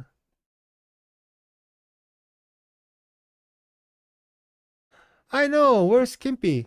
But I didn't want to be like too. Kimpy Kimpton is my sunbae. She went to the same high school as I. And you know what? She lived right next door. Not right next door. I I could have seen you. I could see her house from where I used to live. That's how close she used to live. Of course, I think like 10 years before, 9 or 10 years before I was there. But yeah. Uh, oh God, I hated. Do you remember memorizing Hanja, Korean characters? Yes, and I hated it so much. Now, rate 17 from 1 to 10 in terms of their artistry, 10 being best. Now,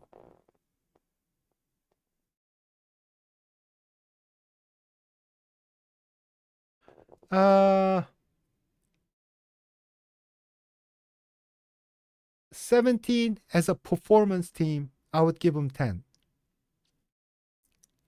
Vocally, I think I think uh I think 9. Uh a lot of times when I listen to 17 stuff,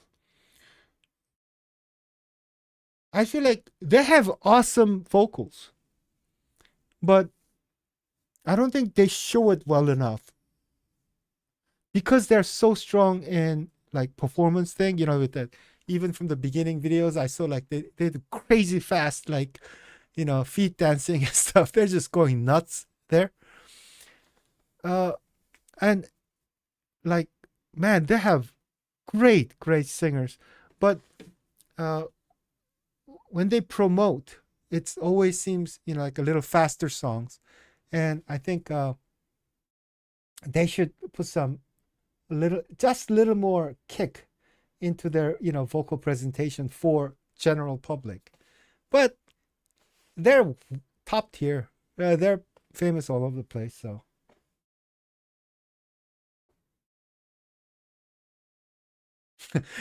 yeah, Miso is saying that she tried twice, but every time I clicked on it, I was offline. Yeah, because I didn't know what the hell I was doing, and I basically sat around trying to figure this thing out. Then I was pushing wrong buttons and I suddenly start to stream and I had to stop that and then I tried to make a new one, but it didn't seem right. And then I went back watching all these videos on how to stream on YouTube, and I tried to do it here and sync with the OBS, and then I messed up again. Yep, that's what you're seeing, witnessing.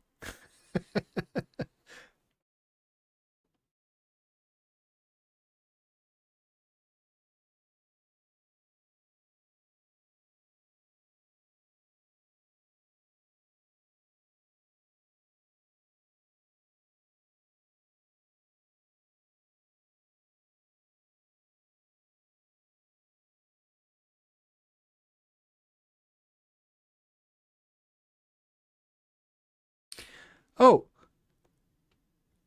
because it's going to be a little difficult. Hachiko was here to help me out from the even before this show started for like a couple hours already. Uh, because I was so lost, but I found that we could chat even before we start to stream. So I was asking, she was helping me out, and I know why her name is Hachiko. Hachiko is the name of the dog in the Japanese movie. The dog, the master died and dog was waiting in the station forever and stuff. And it's a true story. You guys know that, right? It's a true story of a dog who would always wait in the station for his master.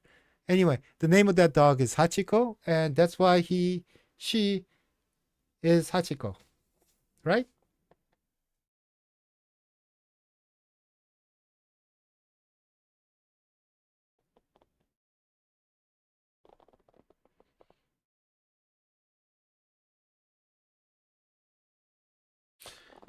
Uh, I have already watched. Miso's asking if I watch if I could watch Jin's military discharge.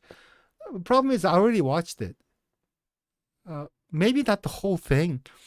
The reason I watched it was because of these ladies just bothering Jin for his hospitality, and I got mad, so I had to watch it. And then I saw him walk out and all that, and some part of it. I don't know what video it was, but it was one of those compilation things. So I kind of saw it. So I'm not sure if I should react to it.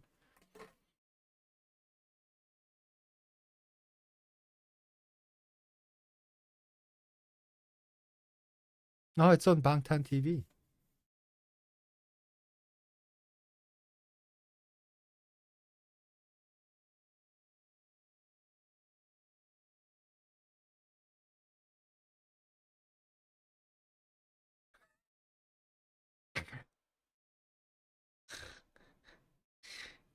Miso is saying my brain is too old, doesn't absorb as easily as anymore.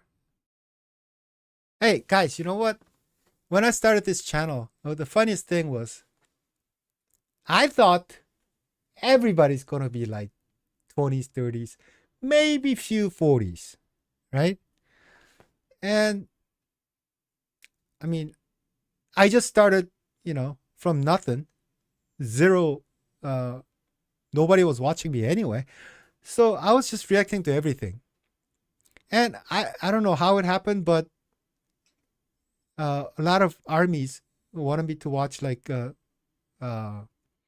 BTS stuff, and I was talking to people and saying things like, "Well, since you guys are young, you know, not that I was a conde or nothing. It's just that I assumed everybody was, you know, uh, younger, much younger than I. I'm 56 now, so I was thinking, yeah, they're like, baby." And ooh, they shut me up real quick because oh man, there are some silver armies there, and I'm like, I was a baby. Not, there are so many people who are so much more mature than I. Yeah, I don't know. Ooh, I better watch myself here. It's not what I thought.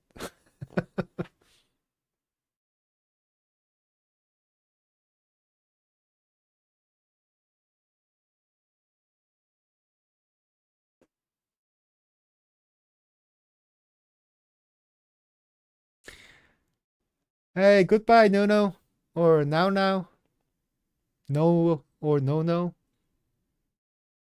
I'll try to check out XG. I think they're a girl group of five, right? Four.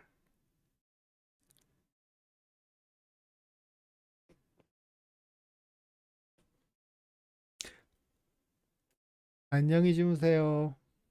잘 자요.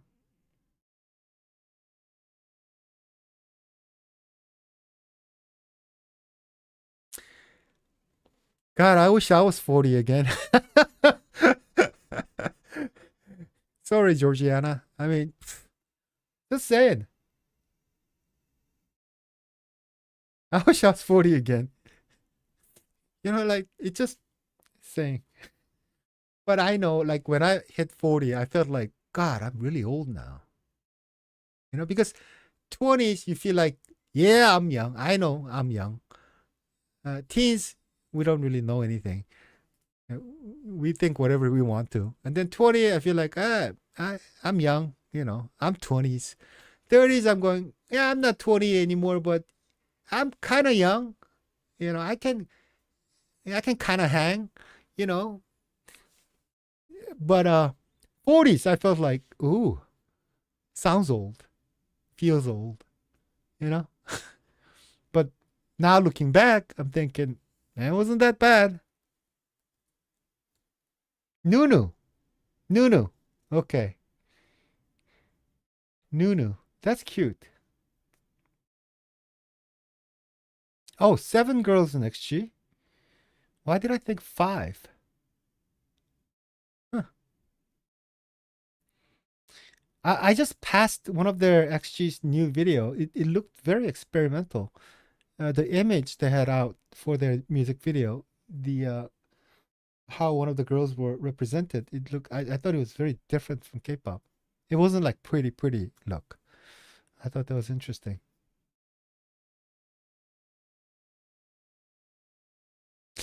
Ooh, Juan is be 50 in October.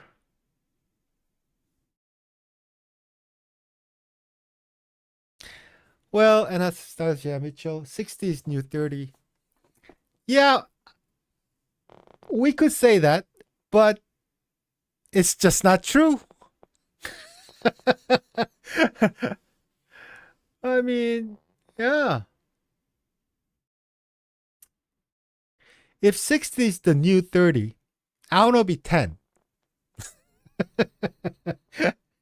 Just saying.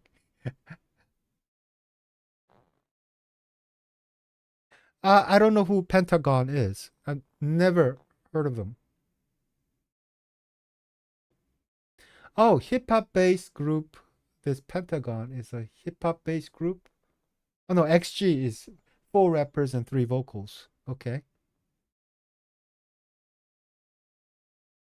Yeah, I think that's what it is. Woke up. I was checking out one of the new videos that came out.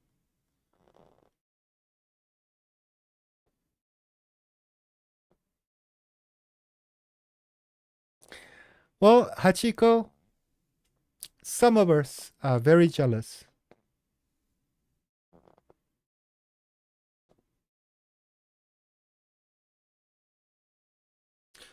Oh, I accept song requests.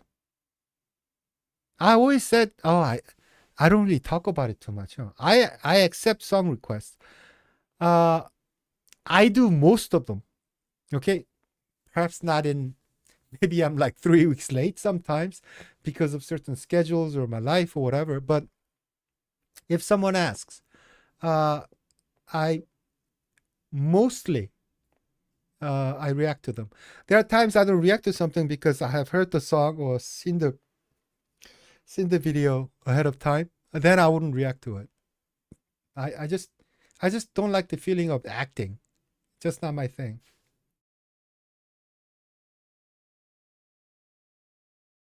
Oh, thank God it's Georgiana says it's now socially acceptable to dress and do younger things than maybe 50 years ago. That's why people say stuff like 50 is the new 30. That is true. Um, Look at me.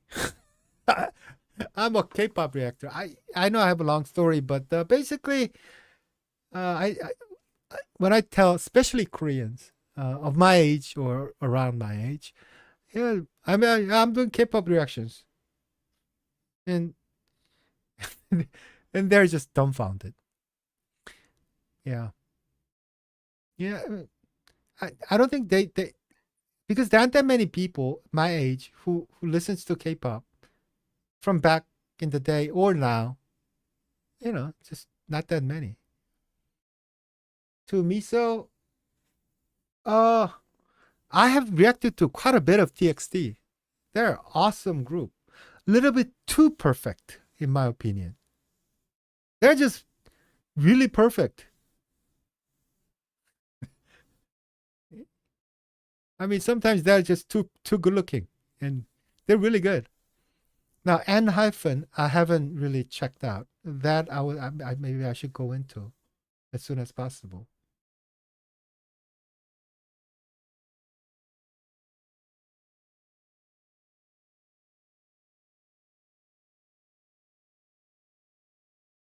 Thank you, Anastasia, for saying yes. Genuine, be genuine in your reactions, please. Yeah, uh, uh, I I think I told someone in the beginning of this cast that I hated reactors who I could tell they have seen it before and they were acting like they haven't seen it, and because their acting was bad, it's like, do one of those things, and it's like, wow. I'm like, it just looked fake. And I don't know. When I went to see reactors for myself, I watched a lot of reactions. It was to see their reaction, how they react to this song, or you know, I wanted to understand what other people were feeling for real. That's what reaction videos are. I feel most important thing in reaction video is reaction. And if reactions are fake, that's not a reaction video. That's a acting video who acts like they're surprised or they love something or they're seeing something for the first time. So I I I know I could get more views if I, uh, just go nuts like on every freaking song. Like, this song is beautiful every time, but I don't know. I can't do that. It's just not me. I think it's because I hated that so much. I just didn't do want to do that myself. And you know what that means? You guys need to help me out because like before, someone said can I do more reactions to something more cultural that are a song or event or video that they can't understand or they want to know more or want to see my take. The thing is, I can't do research because I can't watch other stuff. Because if I watch them, I can't do a reaction on it. It's like losing something for me. It's like becomes a no-no for me. So it would be great if you guys can help me out. Just uh, give me suggestions, and that'll be great.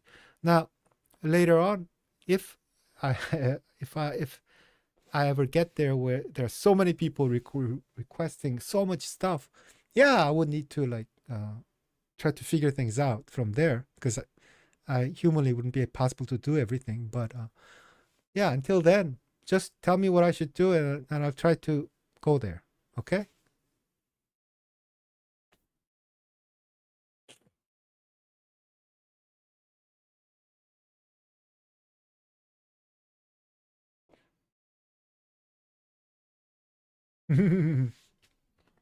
Yeah, Yanjun.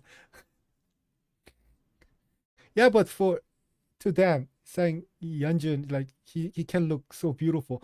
See, uh, I don't know if you're male or female, but see, for women, it's okay. But seeing someone too pretty for men could be sometimes it could be little uncomfortable. And it's same thing with the like it's similar to like Jimin effect or long time ago like Prince. But it's like, you know, he's had that stare and look and stuff and like we're like, wait a minute, it's uncomfortable. I don't know what it is. There's that little thingy. It just happens to some of us. Um, yeah. Hmm.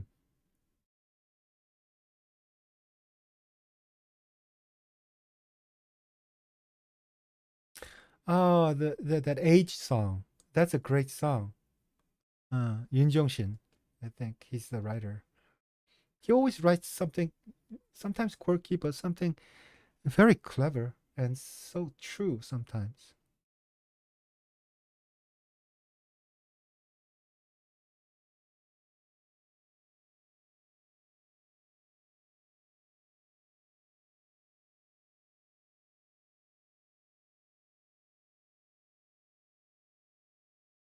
Oh,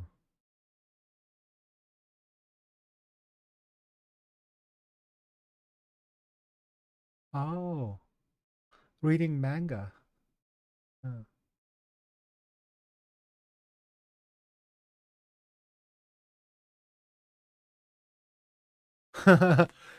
Thank you, Georgiana. She says, I like you because you act normal and natural.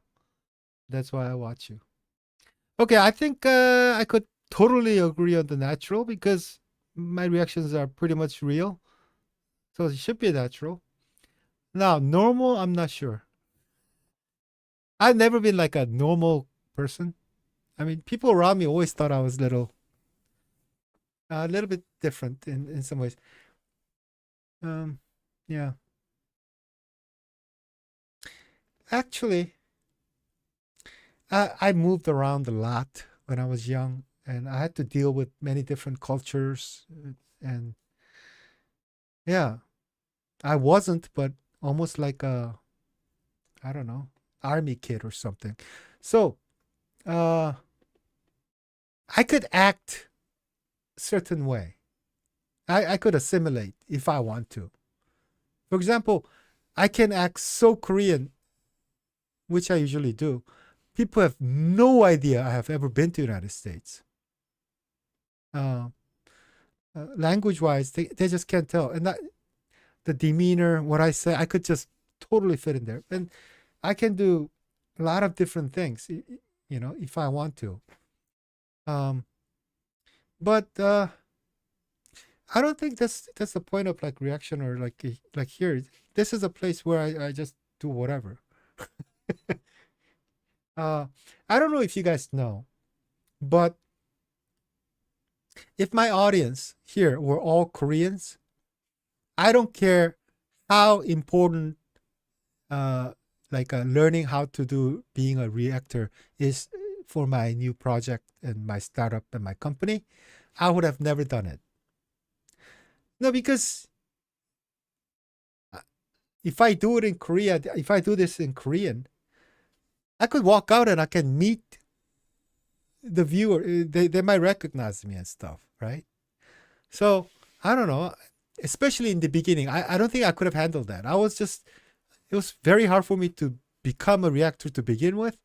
And if I did it in Korean and I had to deal with all these Korean people, if ever, saying, hey, you that old guy, you know, who does, K-pop? I don't know. I don't think I could have started. I don't think I would have had enough courage. But because I live here, when I was started this channel, I was thinking, hey, at least no one will recognize me. Um, but the funny thing is, when I look at the analytics, there are a whole bunch of people who are watching in Korea. I think it's right after the United States. And I'm thinking, you know, but hey, undercover a spy, Kyber saying. How long have I been in the US? Um, okay, this might be weird, but at least it's a good story. When I tell this story, people usually like it. So hold on, Anastasia, 1 second. Uh, I was born in United States. I lived here for a year and a half, and then I went to Korea, and then I went back to United States when I was, I think, like 10, 11 or something. And then yeah, and then I went the rest of the I went to middle school, high school, grade school, all that stuff, and then yeah, I graduated from college in the United States. I worked a little bit, and then I came to Korea. Now, this part is not that fun, but why I went to United States is pretty fun because basically I was kidnapped. Well, that's what many of the people say. It's not official, but basically I was kidnapped. Uh, During that time, in that would be 1969 or 1970, Korea was really poor, one of the poorest country in the world. Poor. Okay, and my dad at the time, he's also a PhD in chemical engineering, and he had a job in Shell. So he had caddy and a fence and lived on the hill on Oakland. Okay. And my older sister was wearing like Disney princess stuff. Now, my grandparents, they were thinking, in Korea a long time ago, the older generation, the first son and only son is very important, right? And my father was an only son, and I'm the only son, and they figured, they were saying, they told my father that, hey, I might never, before we are old, we're gonna die soon, but before we die, let me at least see the son. I mean the so-called the lineage, our lineage of our name, last name, once before we die. Well, my dad couldn't say no, basically. So he went to Korea with just me. I'm like a 1 year old baby. And they went there. There are many theories, but to me, I think that's what she did. And what they did is, long time ago, getting visa to United States from a very poor country was almost impossible. So when the time came, he had to go back to United States. But me, I disappeared. Okay, so yeah, I disappeared, and my grandmother just took me, and I grew up in Korean countryside, and dad had to go back. So my mom was really pissed. I mean, you just lost your son. I was basically I was a hostage. So my first memories are not my mother or America, but my first memory is living in a countryside in Korea where our home didn't have electricity. We had oil lamps, and we had pot of coal in the winter. And I just remember like looking out into that countryside and growing up there. And yeah, after my mom, and dad tried to not come to Korea for 4 or 5 years, but you know, I was a hostage. So that's why they came back. So I met my parents for the first time when I was, I think, 5 or 6. And yeah, and they were speaking all these weird languages, English, which I didn't understand. And yeah, that's the beginning of my life. And so I finished, I think I was in United States till 26 or 27, 26. Yeah, something like that. And then I came to Korea, and then I went to graduate school and all that. Okay, going back to, I'm not even sure if you guys thought that was interesting, but I think it's interesting. Uh, Wait, I did the rating of SNSD. When you get time, will you please react to Pentagon's movie, Shine and Daisy?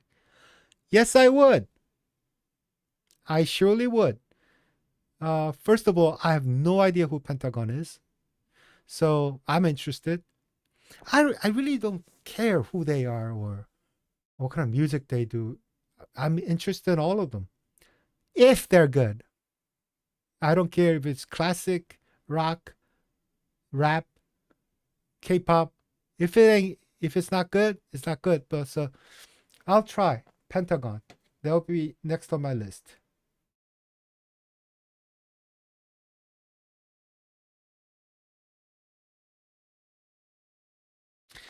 Your mom must have been devastated.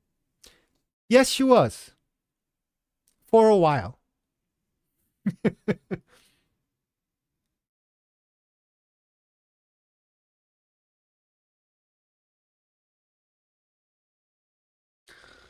You have lived 10 lives already. That's why your reactions are so rich.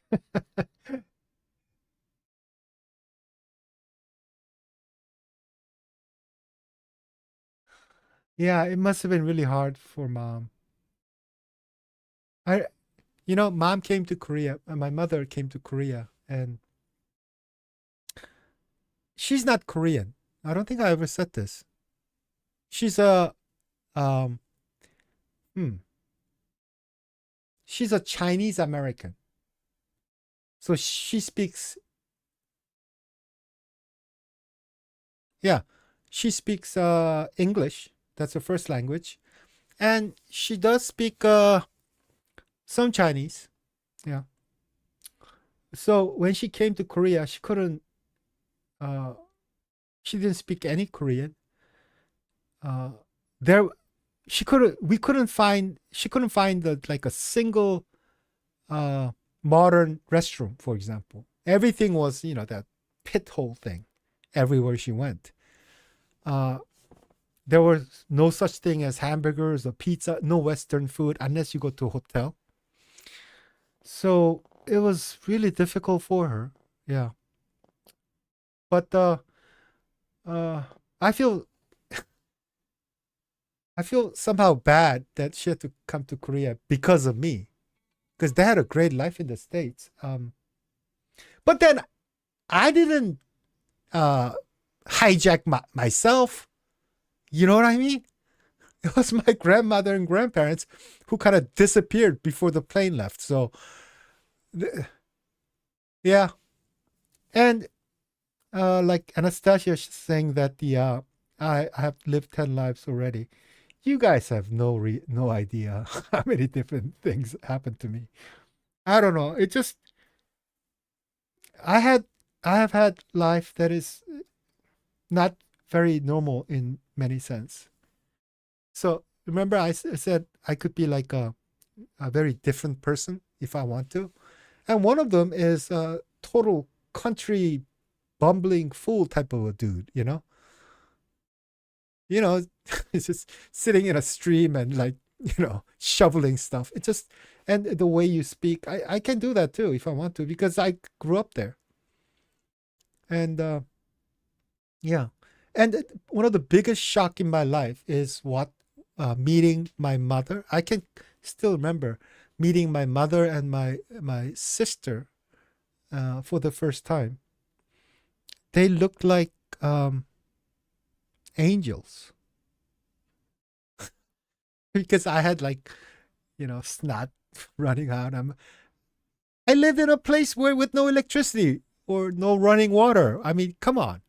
And then I met these people, and they're from, you know, they had a they had a great. My father went to Shell, and he was PhD, so he had a very good position. So you know, and she had all this. I remember Disney a lot. She had like Disney watch, and like she had pretty clothes, and she was so white, and like you know, and hair, and they were speaking this weird language, like you know. I thought that I remember just like wow, that's like a long time. Those times Korea was just backward as hell. I remember eating what do I call that? Now I'm just going on my own. I remember eating what do you call that? The what is that thing for uh lighting light? What is that? My brain. I had a brain freeze right now. Come on, help me out. The made out of wax and you like candle. Yeah, I ate candle in my life. Not because I wanted to. No, it's like my my my American family, supposed family, sent me some stuff, and I'm sitting there, and then it was in a box, and we opened it, and it was candy. Looked like candy. It was like red and Christmassy and stuff. Uh, and in Korea during that time, nobody had candles that were that pretty. I just never seen candles should be white and long. That's it. Okay, I've seen a whole lot of those, and I thought they were candy. I'm like, wow, my American family sent me candy, and I ate them, and I can still remember that just getting stuck on my teeth and stuff. Ugh. That's how backwardly I was.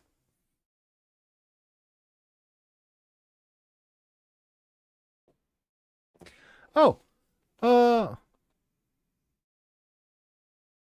let's see.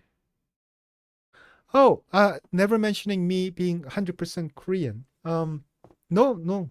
My mother is uh Chinese American, and but I have tried understanding Chinese culture best as I could. I think I have done my share, but I consider myself Korean American a lot more. Uh, but I do have a pretty good understanding of Chinese culture because my mom is Chinese. For example, in high school, I mean college and stuff, I really try hard to learn Chinese to a pretty high level. That was because my mother's Chinese, so I wanted to learn Chinese to have understanding of my culture, and language is a way gateway to that. Now, what was messed up, or why that became a total failure, was okay, like 1 year of intense Chinese learning. I was pretty good then, and I went to my mother. I went back to Korea for like 1 year. Uh, oh, by the way, in the United States, uh, my college days and high school days, I lived alone in the United States. Yeah, and I felt like I was so proud, you know. So I was with my mother, and at the time, I was a little more fluent. So I started talking to my mother in Chinese. I was like, "Hey, mom, I learned Chinese for you and to understand, my background as Chinese." Haha. And then she looked at me with this bewildered eyes, and she goes, "Well, I can speak Cantonese and Shanghainese, but I don't speak that."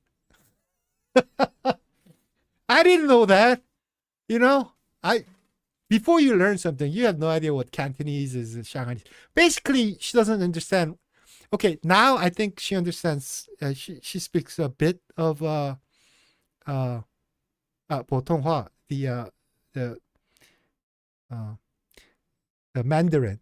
Okay, but I was it was funny as hell, man. It just no because I thought my mom would really, appreciate it, and I tried so hard, and then I was speaking Chinese for the first time to my mother. I didn't even tell her that I was learning Chinese. And I talked to her, and then she goes, "I don't know that one." I'm like, "Oh God." Anyway, that's a story of my life. Here we go. Ooh, man, Pentagon must be pretty good. I gotta check it out. Oh, my wife is Korean. My kids are fully. Yeah, I I've lived here for a while. Indian reservation.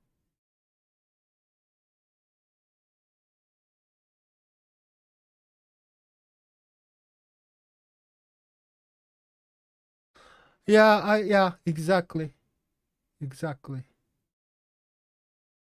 Anastasia, that was, you're talking about. Are you an American Indian? Must be. Oh, no electricity, running water. Yeah, it. My kids. Do my kids speak English? Uh, I think so. I think they might be pretty good, but I have no idea. No, because I think, for example, my daughter, who I'm working with, in my latest startup, she was like a captain of English speaking club in her high school and stuff, and her pronunciation is pretty darn good. But the thing is, they would never ever speak English in front of me. They understand no because like we interact with their grandparents, grandmother, which is my mother, and we speak English with my mother, and they can understand everything and they don't skip a beat. It's just that when answering, they're speaking in Korean, because my mother's Korean has gotten much better after around 55 years. Yeah, no, 50 years. No, 55 years, something like that. She came to Korea for the first time in 20s, and she's in 80s. So hey, but it just her Korean never sound. It's never got to a certain stage, but it's pretty good.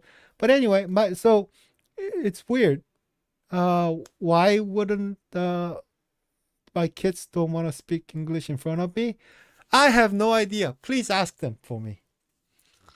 I think they're raised very Korean, but they had English being spoken around them, so I think they're a little better than others. But I don't know. I think my kids are maybe they're shy. My kids are very much like my wife, rather than me.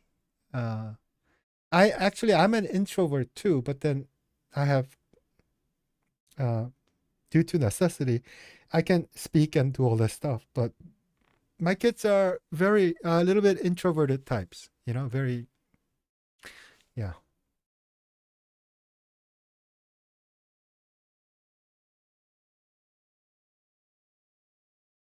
Hmm.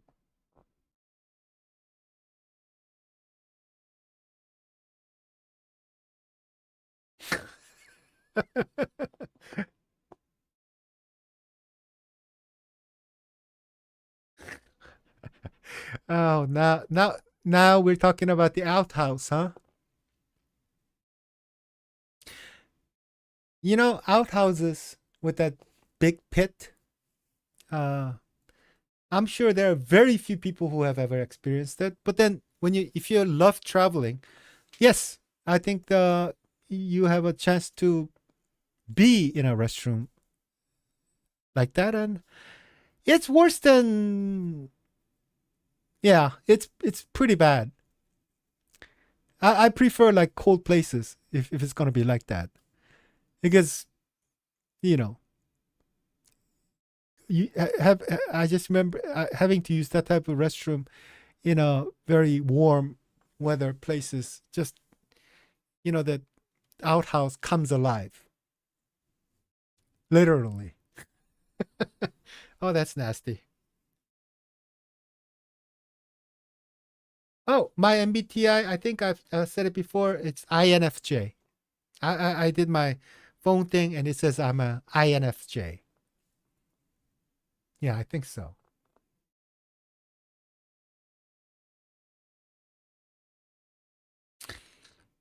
Yeah, to Georgiana, they must feel intimidated because you lived in the US and yeah, I think so.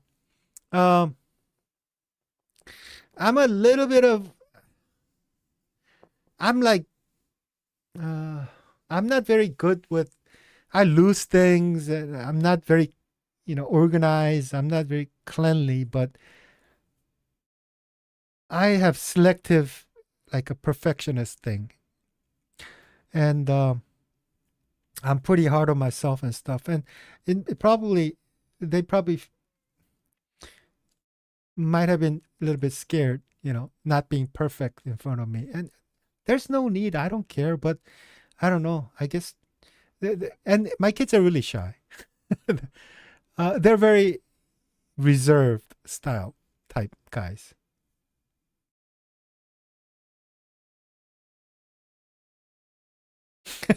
Now we're talking about restrooms. ISTP. T. Okay. Yeah, I'm a ex. Yeah, I'm a. I have no problem being by myself. Um, Actually, I enjoy it very much. I need my own time so I can read, watch things, or do things on my own. Uh, yeah, I could be happy alone, and I don't feel that comfortable being out there. But I've learned how to. I can, but yeah. Yep, Anastasia. Yeah, outhouse in the summer just ain't it. The surface comes alive, huh? ENTJ.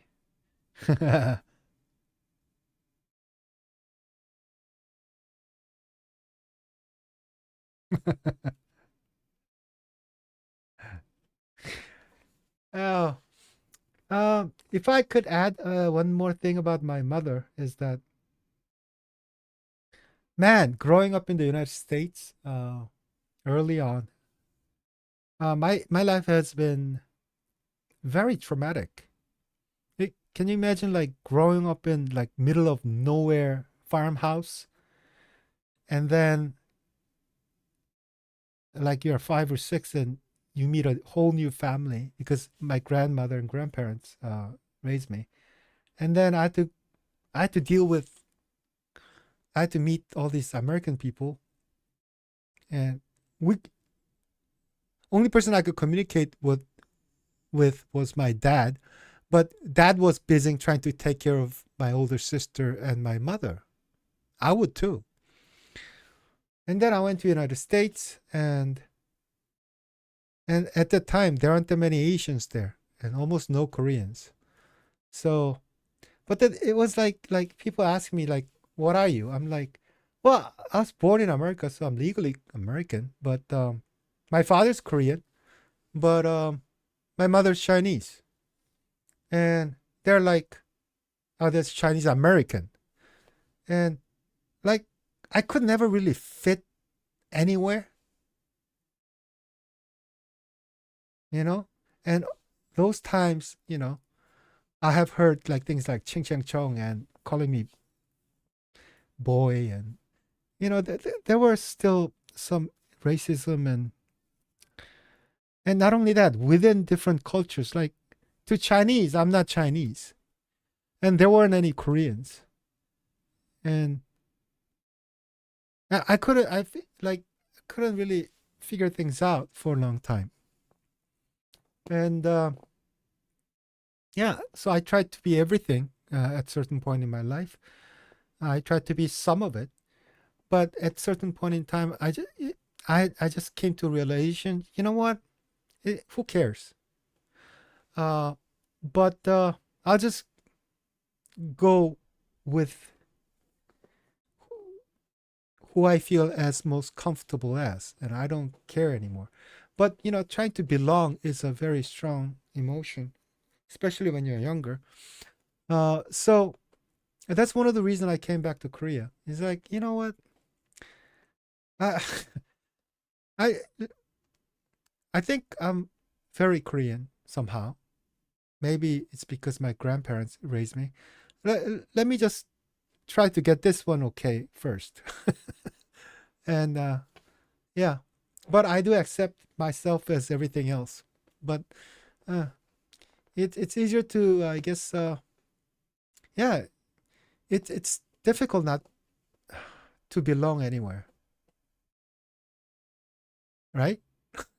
How many uh, Korean, Chinese, American uh, guy who is a natural born citizen of America who is in Korea, or I just can't find anybody who is similar, you know, life experiences. Anyway, that's it.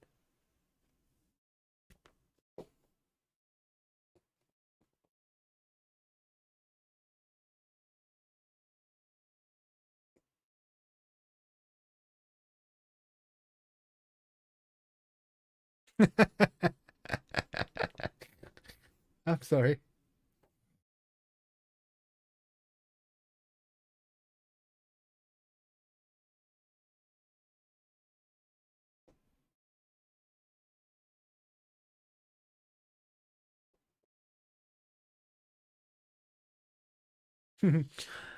Well, hmm.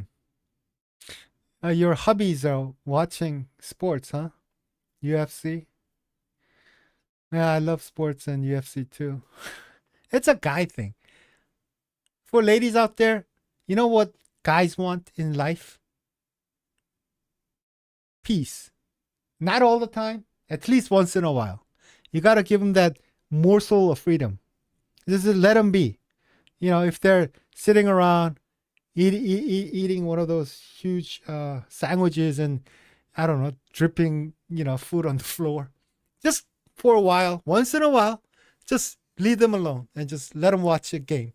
And it will help quite a lot, you know. Even if they're watching most stupidest thing in the world, leave them alone and guys can be very happy. That's it. Not much more.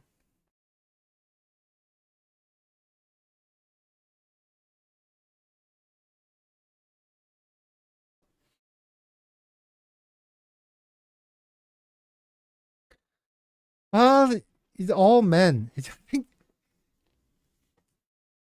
guys are simple no matter what country you go to, what different culture they have. It's all simple. They're just huge children. Um, Women seem to mature in a different way. For guys, some ways they're like could be mean and all that stuff, but basically they're like just that their body got bigger and their toys got more expensive. Basically, that's the difference. They used to have like a, you know, plastic toy car. Now they have a Porsche. That's that's it. You know. Uh, so like a kid, sometimes there are a lot of bad things about that, but immature. Uh, but then like a kid, in some ways, men could be a lot more pure and less calculating and driven, or have things like stupid dreams that uh, otherwise people might think that they might never reach. But I think that's what who men are. And sometimes, they do great things because they're so driven or naive in some ways. So, you know, some pluses, some minuses. Hey, that's it.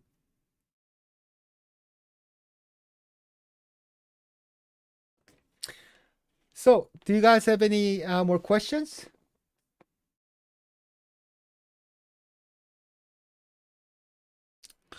Da-da-da-da-da.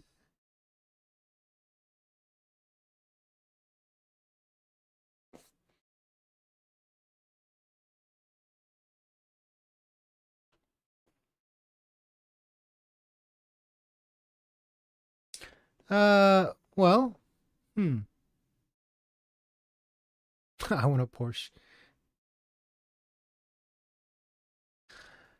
Uh, if you guys watch K dramas a lot, you should watch the big ones first. Like, I don't know, like Tokebi or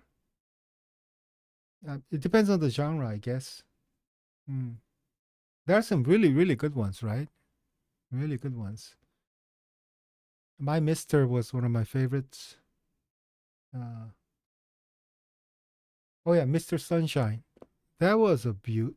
Oh God, cinematography in that was just ridiculous. It was like yeah, every one of them looked like a movie, and some of the scenes were just mm.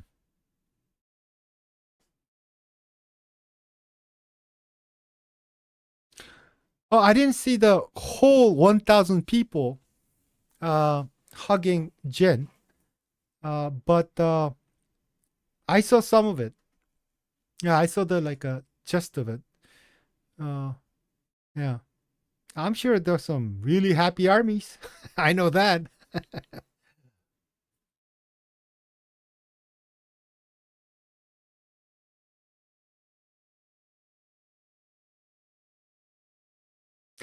Oh, before we go further, I hope you guys check out what I'm doing, my new startup. Just if you guys have some time, check it out. I really think it would be a solution for uh, a lot of people. It will help out the reactors, and they don't have to like ask for money all the time from the viewers. And the most important thing is like even the artists would make so much more money, right? Because I mean, you watch your favorite music video a couple, few times, a lot of times, but you end up watching a lot more like a reactions and stuff, and that would all translate to view count for the stars or the idols. So I think it's good all around. I really hope it works. Oh, Crash Landing on You was good.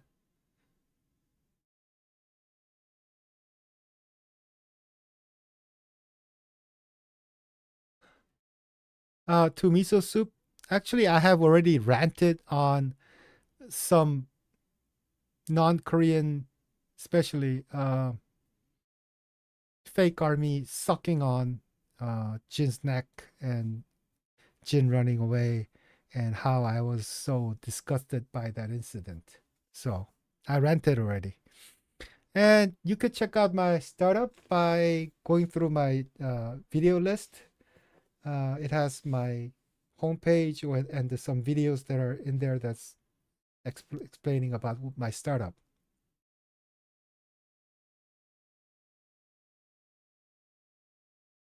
You don't have to watch everything, but check out my site. It will be interesting, I think. And I think you're like Miso, you're in the business thing, so maybe you could give me some ideas or how to do this right. I never done IT before. I'm a chemical engineer by trade, and yeah, just and I don't know how I have explained how I got here, but now I do IT stuff, and I don't know what the hell I'm doing right now.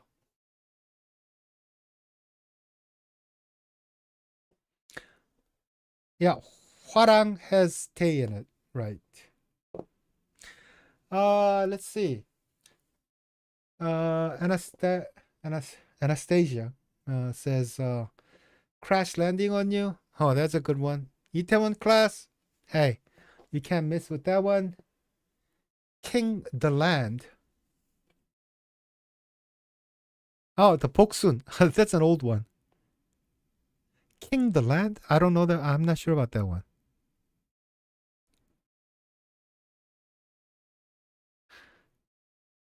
Hwarang. If you saw that video, you know what Hwarang is, right? They were like young men group thing where they were a lot of things. But I guess they were like idols. Idols, yeah, but like 1,000 years ago, they were the idols.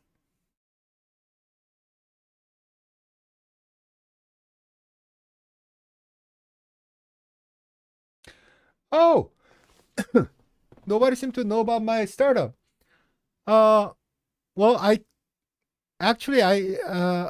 don't want anybody to buy anything from my company because I got nothing to sell to you guys. So, but it is made for you. What it is that I I made a program and a solution that, for example, you can make a reaction video and there wouldn't be any IP infringement. By using multiple windows, you sync them up. So you just click the video just exactly the same as before, but and it looks like a reaction video, but what you're doing is you're making two windows to play as one. So there are two view counts, one for reactor and one for the IP owner.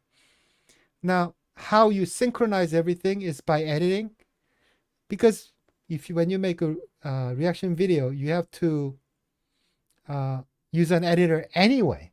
So you're doing the same thing, but then rather than making a third video where you're stealing from someone, copying some content and putting in your own video, what you're doing is using this information of editing to create a link so that you can paste it on your YouTube channel when you're loading up. So when someone else videos acting as one. So that's my solution. It's patented in Korea and United States. It's a novel idea, and the test program has been done. So I'm not selling you guys nothing. What's gonna happen is reactors can make money, so they wouldn't have to make, you know, like have to beg for money in, support sites like Patreon or whatever. Just by watching, they'll be like any other reactor. And yeah. And people who, to the viewers, it's great because you can support your reactor and your, like, if you like BTS, when you watch a BTS, reaction, the original song would also get a view count every freaking time. So it helps your stars too. So you guys don't have to spend as much more money. You don't have to support anybody. At the same time, you can support them naturally. And I think it will make reaction world so much better because just like other reactors, when time goes by, they start making, when the following becomes bigger, they're going to make a lot more money. But now, they don't make much money, so there's no change in reaction video world. But when they make as much money as other YouTubers, like when you have like 50,000, 100,000 million viewers, uh, they would have enough money to make the product or reaction videos so much more interesting. Like they can travel to Korea and all that stuff, and perhaps even like interact. When this happens, uh, stars like idols, they would know that, you know, what reaction videos, what kind of reaction they do, they get direct uh, level up in their view count. So that might interact with the reactors a whole lot more. And you know what? There are more reaction videos than the original music video. Like most people, you watch like the original music video like 2-3 times, and then you end up watching reaction video like 10-15 times. So it's gonna maybe double, triple the what do you call that? Uh, artists uh, revenue in reaction video site. Anyway, maybe I talked too much, but yeah, I'm excited about this project, so that's where I'm at.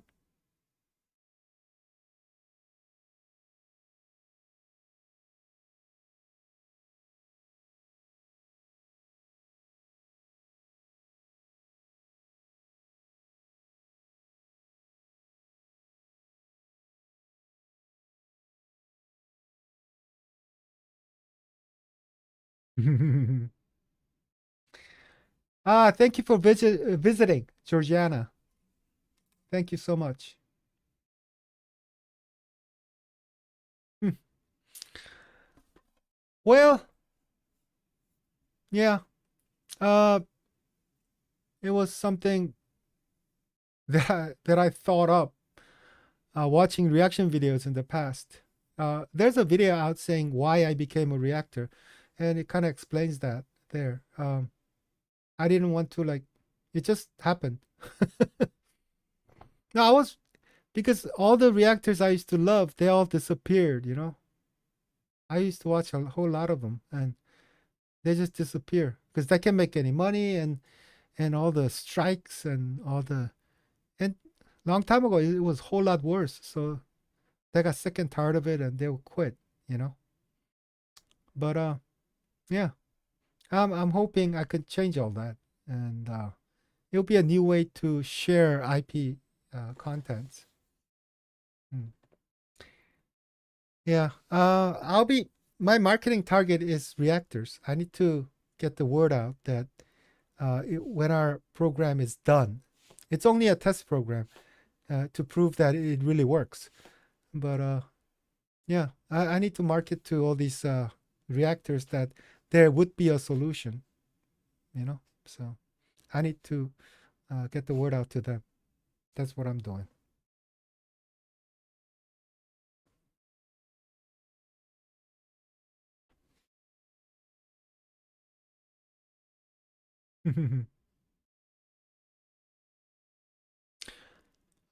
To Anastasia, patented right away. Oh, it's already patented. It's patented in Korea and United States. It's fully patented. Hmm. Oh, yeah, it was. Yeah, it's fully. We got the full patent a couple of years ago.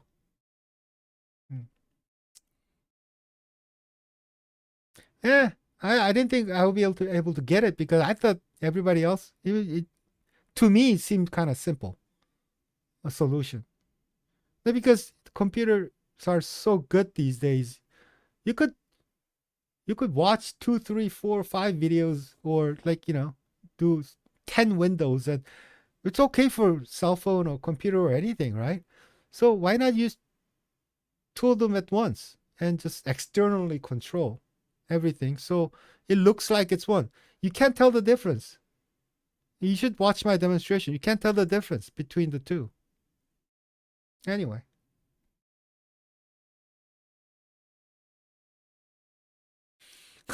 Gino is also live. Yeah. Man, he seems like he's really, really popular. Maybe I should learn more from him and try to stream more.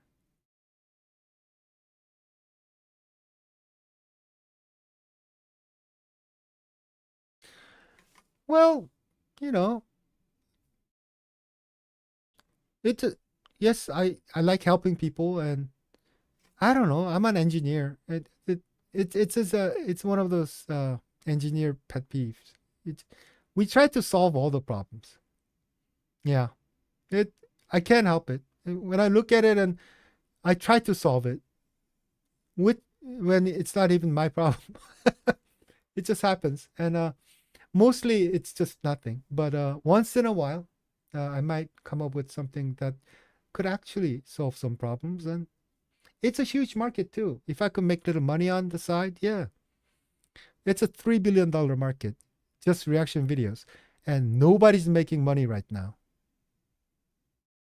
Zero out of 3 billion just in YouTube.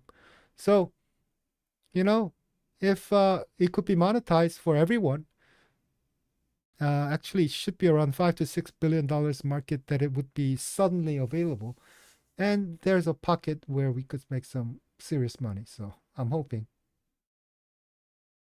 Ooh, engineer for U.S. president. There's no need to go that far. Normal human being for U.S. president. How's that? Just normal, average. People who are not 90 or people who are not nuts. Just no, let's take just average American, anybody. And, you know, I'm not saying, older people do not have their mind all there. But, let just why everything has so became so extreme is just beyond me. To me, it's nuts. What they're saying, what they're doing, it's just nuts. Hmm. Just normal. Just, you know, like a normal human being.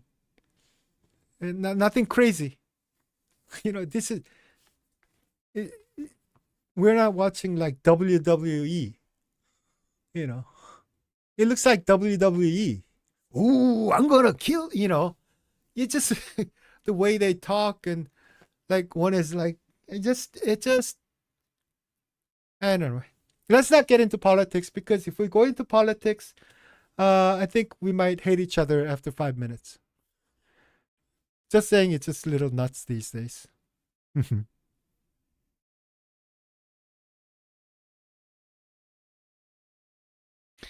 To Anastasia.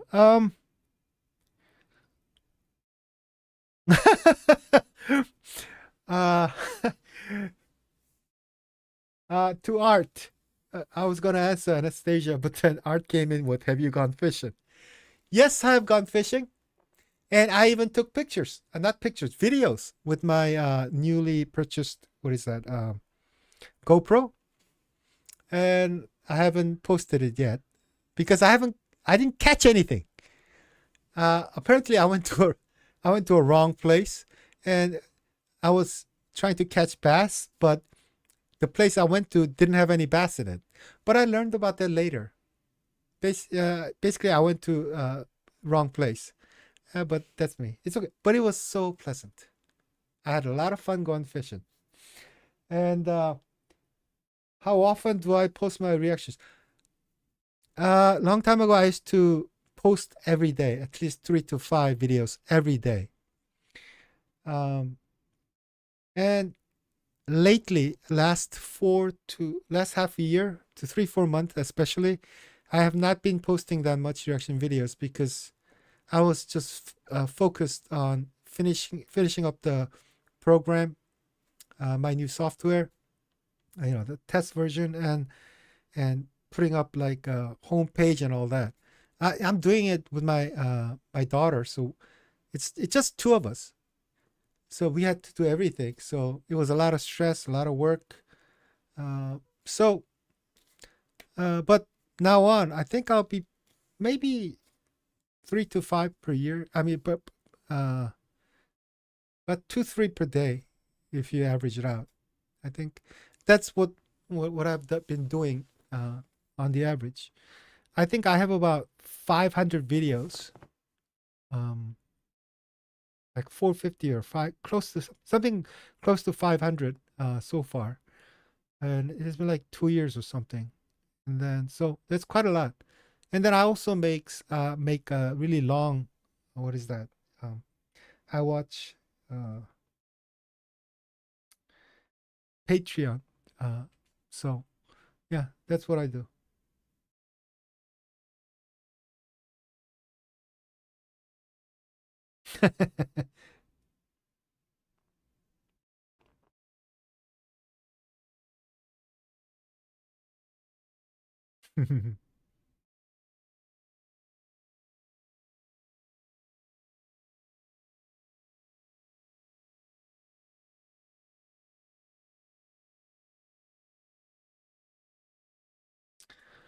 uh, I have a Patreon, and I think membership is like $1, but you don't even have to do that. All my contents are free for everyone to see. With so my contents are open to everyone, so you can just come and watch something if you want to. Yeah, I didn't really uh, make it to receive money or anything like that. Uh, yeah,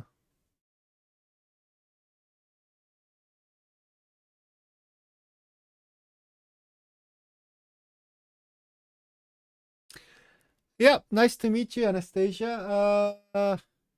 Yeah. See you. See you around. And this is great. It feels like there are so many people that I've kind of seen, but I never really. I think if I do this more, I think I would get to know each and one of you a whole lot better. You know, I don't know how to call you Art Frigus for, but I remember you so well because for a long time, like if someone like attacked me or say some crazy stuff or something, he was there to kind of, I don't know, defending me and stuff. And I thought that was so nice. Yeah. Art Frog. Oh, do you do anything like artsy? I know you're not you're not doing anything like a frog thing, so I'm guessing uh, you love art or your work involves art, maybe. Yeah, I know art frog. Is there such thing as an art frog? Wh-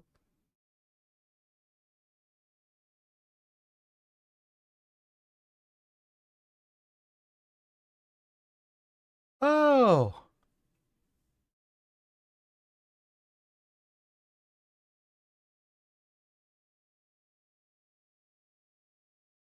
advertising, art and design in boxes. Cool. Man, one thing I have never been. I mean, I appreciate art, but uh, I was never that good. No boxes. BOCES? What's BOCES?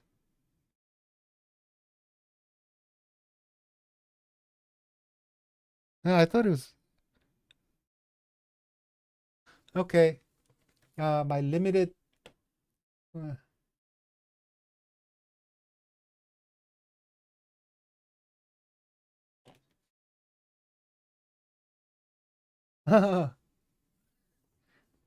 Thank you very much, Jen. Uh, no problem. No, I didn't really make Patreon to make money.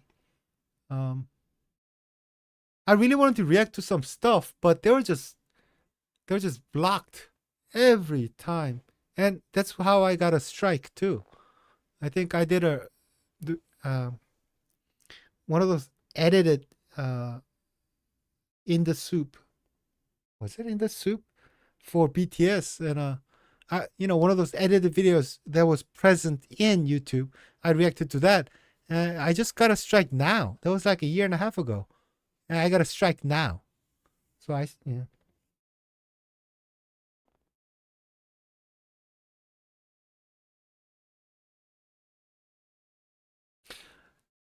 To Jen May, I think I have reacted to a whole lot of documentaries, so you should check it out. I have watched all the big documentaries on BTS from start to finish.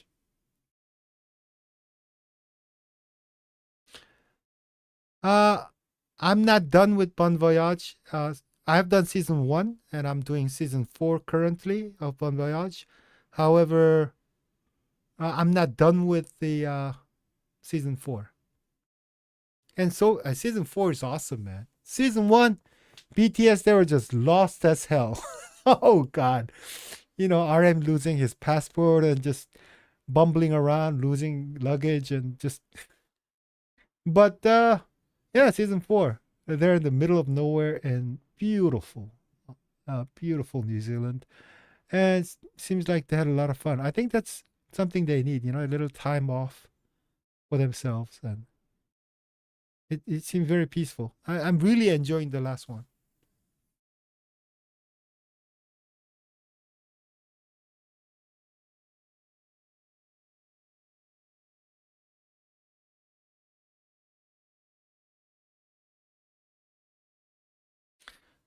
Well, yes, season one was very good because it was so real,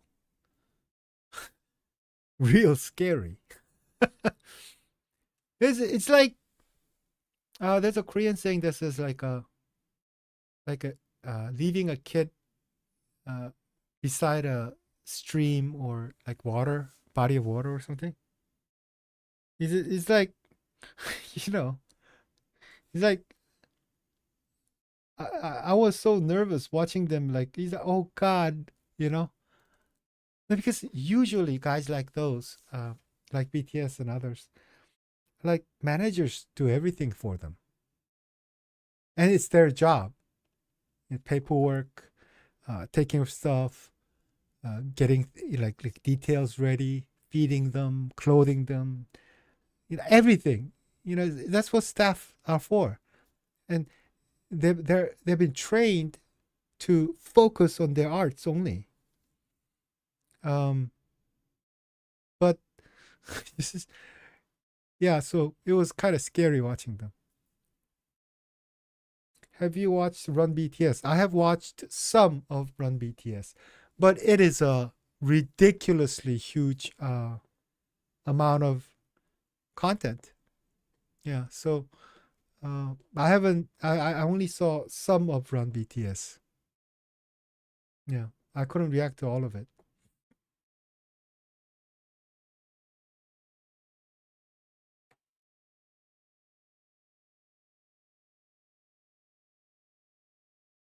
Please wait 1 second.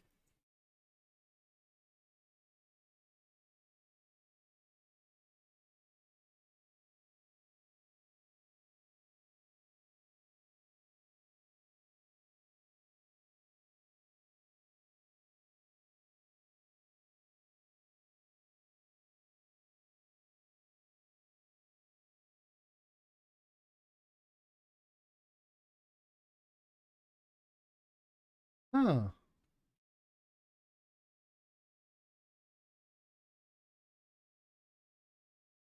Oh, thank you, Art Frog. I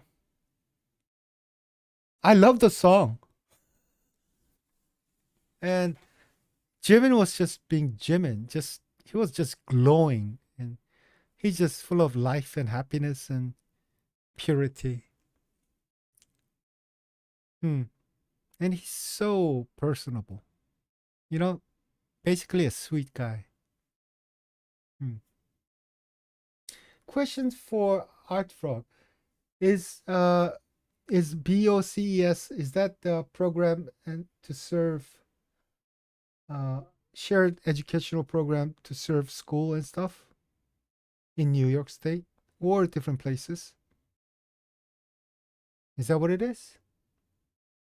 Or am I just no, I was really curious to what BOCES is. Aha. Oh, so do you live in New York?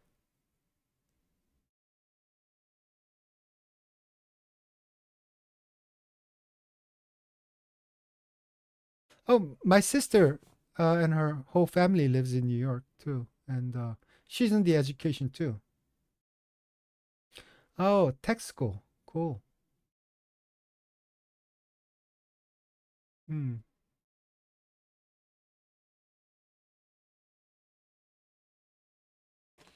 Okay.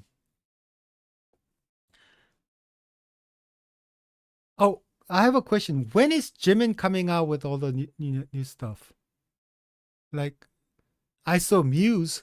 That's the name of the because I think this song was the first song. Someone tell me. So it's gonna be coming very soon, huh?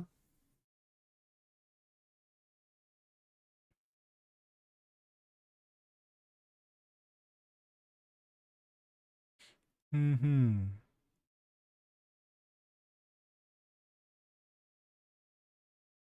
Uh,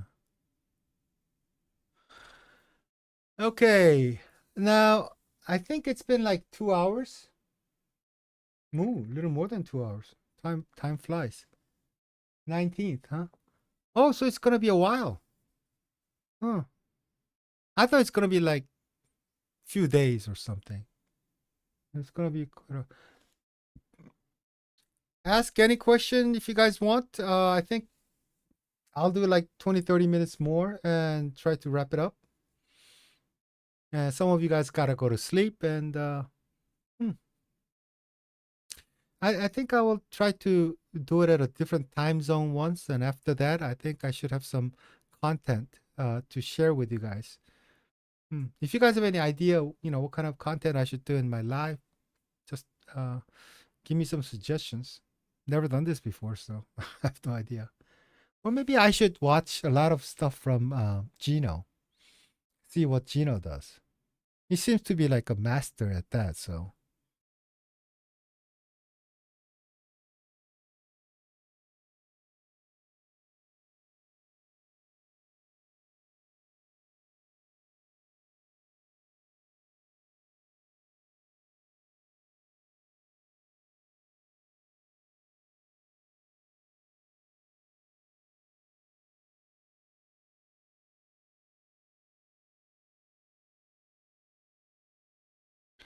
oh, driving to Chicago for a graduation. Who's graduating? You're 50, so that means for Juan, it's your kids or family?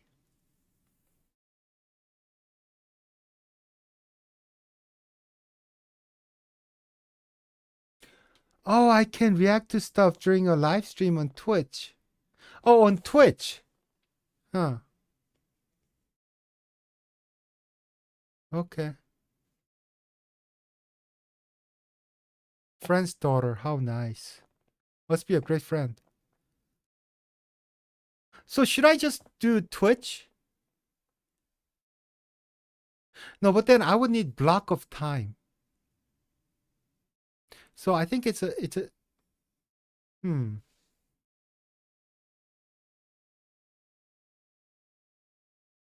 What are bars? To Juan to Juan. Gino is reacting on white YouTube using bars. What is bars?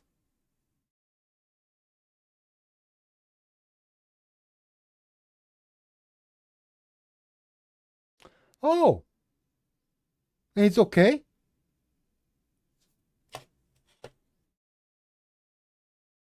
Oh,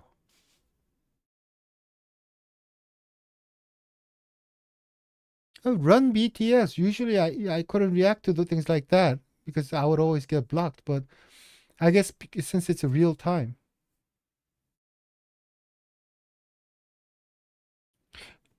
Could you guys tell me what happens when it does get blocked? Like, does like a stream just suddenly stop? Is that what happens? I mean, that's what I. You know what? I had like a lit. I had.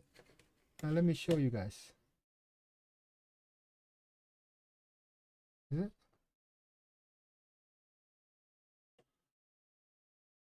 I had like a set of songs ready. I wanted to, share some like because it's summer, some old, these summer jams from long ago, K-pop, when summer jam used to be a huge thing. But I had it all ready, but I was just, well, I was busy talking, but at the same time, I was afraid that something like this might be blocked, but I don't think so, huh? If you can do BTS, why not?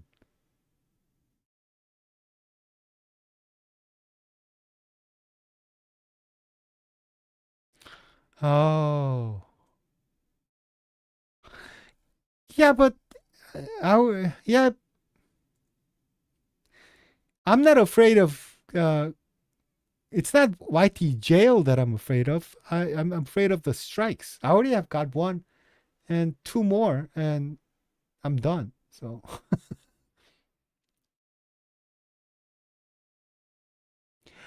oh, I could create another account for live streaming. Oh, duh.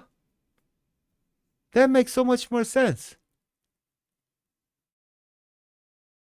So if you get blocked, if something happens, then I just make a new one, and I have my own site to do most of the stuff, and it would make me give me so much more freedom.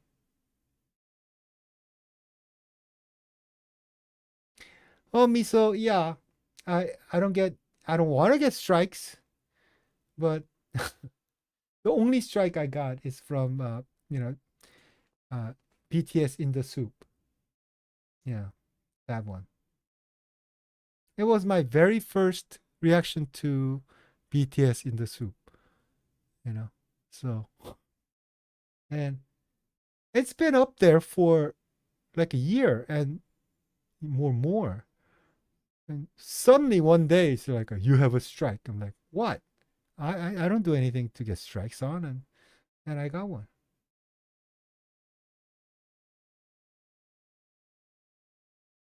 Oh yeah, yeah, yeah. Oh, that's a good information, Miso. Thank you. Yeah, I think there's a number of songs we can do. Not only live stream, but like when I do reactions, um, um, it often gets blocked if it's more than a couple songs.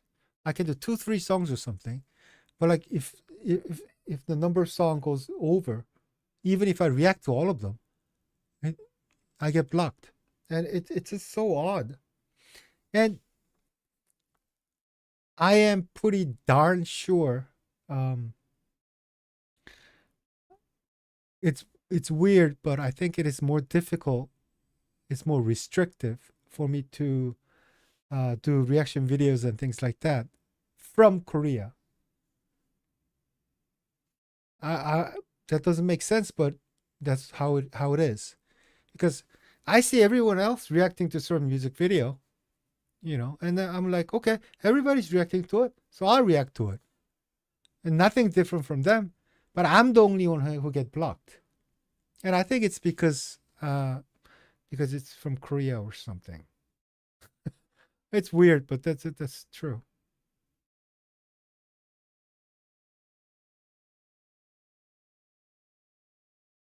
Ah, see, Gino is in Washington D.C. I'm in Korea, so. Hmm. But that was a great idea to have another site where I could be, I could just hang out with you guys and just listen to music and react to them. And yeah, that's a great idea. Hmm. Then I don't have to worry about it. If it gets blocked, blocked. Next time I can just keep going. But I think I should do like 4 songs per live stream. Hmm. Something like that. But that should be enough. I don't want to be sitting here like, and we could talk about other things too, because this is interactive, fully interactive. There's many things we can do other than just reacting, because that's what reaction videos are for, right? Hmm. But I need to figure out what kind of content I'll be doing, so it will be interesting for you guys. Hmm. To me, so did I finish RM's album? Uh, yeah. I think so. Yeah.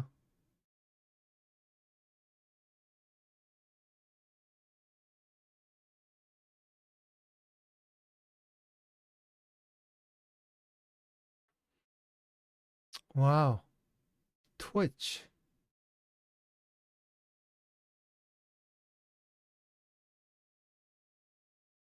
Hmm. Well,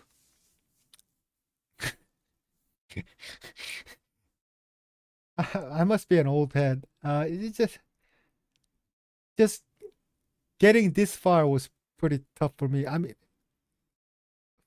all throughout my life, I was a kind of a early adapter types who looked into all these different programs and all that. But it's just getting like every year, it's just getting a little harder. And you know, I never thought ever I would become a reactor, but so I learned what OBS is and how to. Today I'm streaming, and that's all cool. But like a Twitch, that's a new thing, isn't it? Like it can't be that difficult. But like first thing I think about is I'm scared.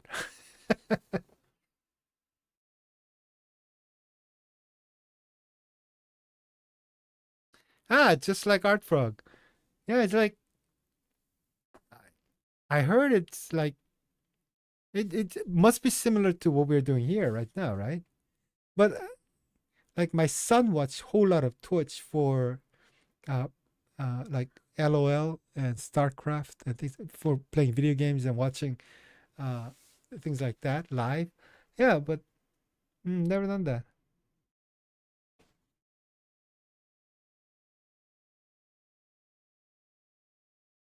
Man, I talked about a whole lot of stuff today. Yeah. How I grew up and all that, my family stuff. Yeah. I thought I would be talking quite a lot about things like I don't know, music, certain music more so, or things like that, or something. Yeah.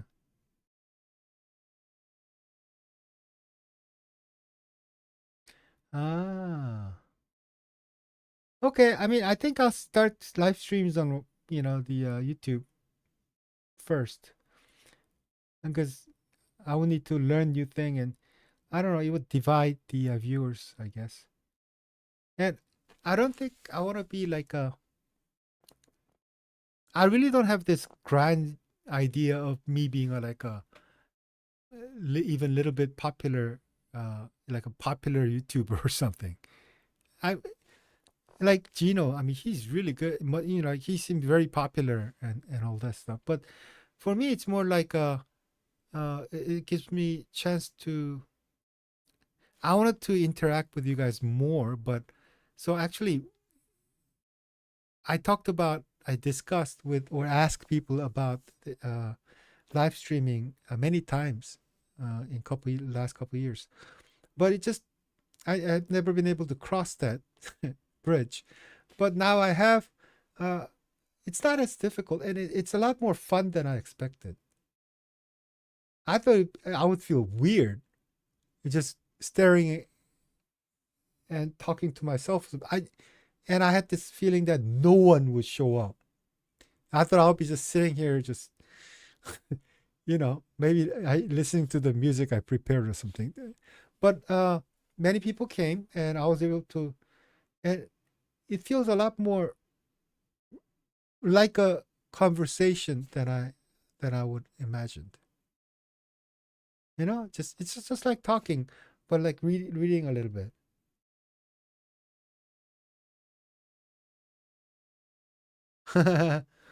Yeah, I would upload the live stream.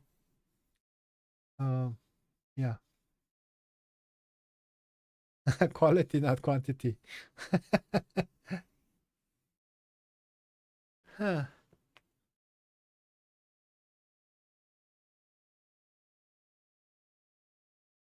Sure, I think Miso, give us a chance to ask you questions, and also we can update you on BTS. Great, just ask away. Nothing to hide here. And you guys might be surprised all the weird things that I kind of know. I have knack for knowing just whole lot of useless stuff. But you guys might be interested in like is it cultural or whatever it is. Uh I have a knack for, yeah, I can't concentrate on one thing. I just, yeah, my interests have been jumping all over the place for such a long time that I just have a little bit of, I know a little bit about like whole lot of stuff. Yeah, diverse childhood, diverse interest.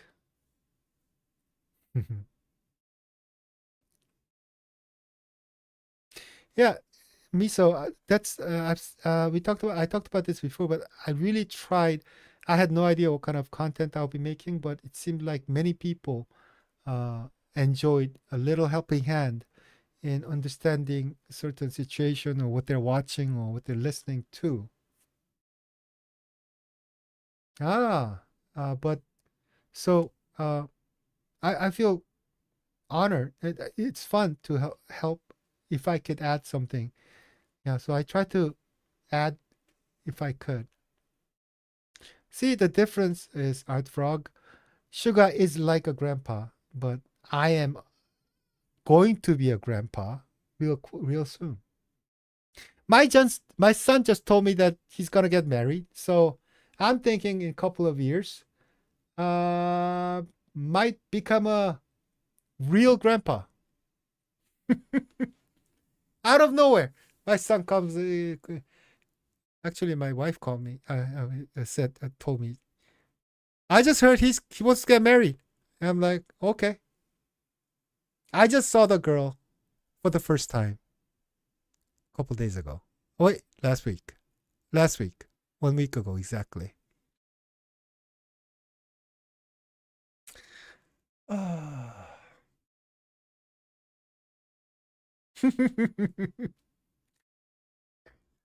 uh, one thing I have learned is your children might love you, uh, but they don't give a crap. They don't give a crap what you think. Is if they want to do something. I mean, like when kids look up to you and they listen to you and stuff when they're younger, but like after a little while, they might love you, but they don't give a crap. He's like, I'm getting married. Okay, sure. Okay. It's like, yeah, you watch Korean drama, right? And it's like, oh, she's not smart enough, or it's like it's from a bad family, and this mother and the mother-in-law is all mean and is like throw water on the face and all this stuff. Well, maybe about 30 years ago, you do that to your kids now, you're never gonna see them again. They're gonna say, "Excuse me, bye bye," I'll see you in next life. So hey, and I respect my kids and their decisions. Okay, so And I'm powerless. I know I'm powerless. I'm wise enough to know there's nothing I can do. So, oh, you'll be getting married. Good. I hope you're happy. That's best I could do, man.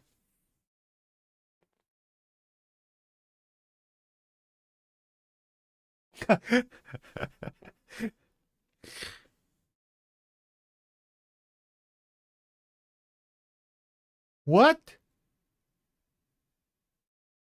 Art Frog, my grandson graduated high school just last year. Not son, but grandson?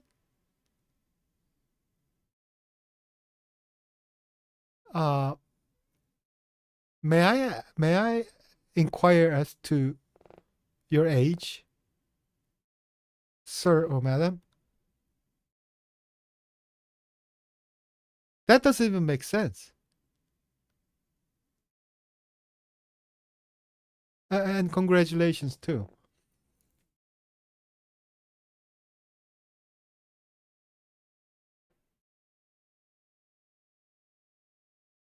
Oh, today's your birthday. Hey everyone, it's Art Frog's birthday. Happy birthday, man. Or woman, or sir or madam. Hey, you're only 1 year older than I am. I'll be 57 next year, but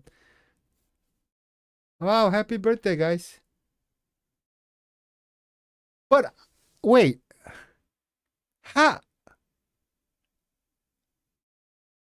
how can you be? I guess you could be.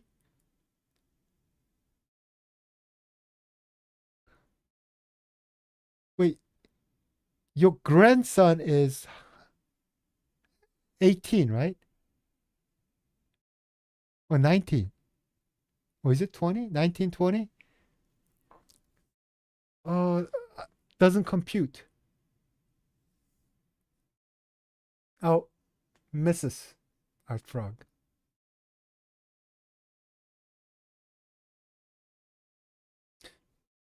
Miso, you didn't know? I'm 56. I was born in 1968, so that's 56.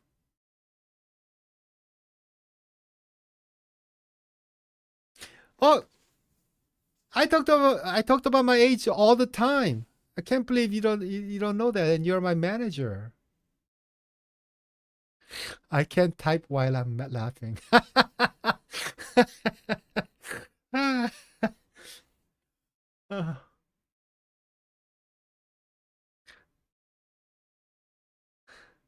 I'm really surprised that no, because Miso always been very, really almost like a manager, telling me like what's gonna come up, and has been very helpful. But she didn't know my age. Oh, thought I was 53. Eh, potato, potato. You know, 53, 56. Hey, yeah, just old. In 4 years, I'll be 60. Now that's a number that I'm scared of. In Korea, there used to be something called hwangap. Now, that's when you turn 60. And it was such a huge thing.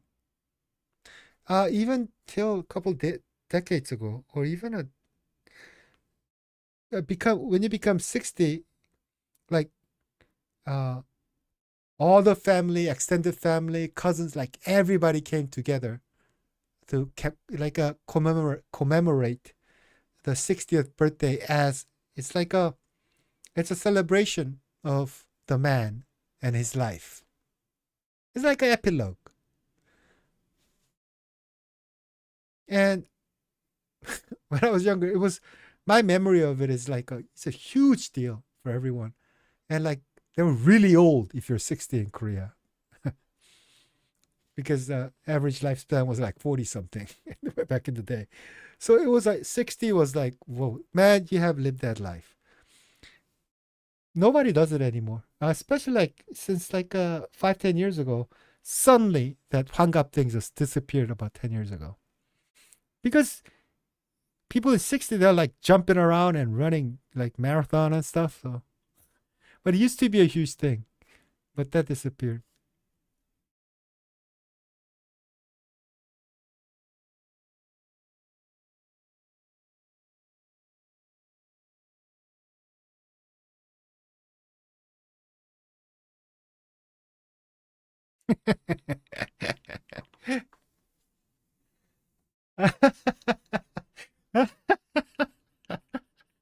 I'm sorry. Oh, I'm an 아줌마. Yeah, six the new 40. Well, yes. Uh, you are younger than Kimpi, that for sure. Because she's much older than I.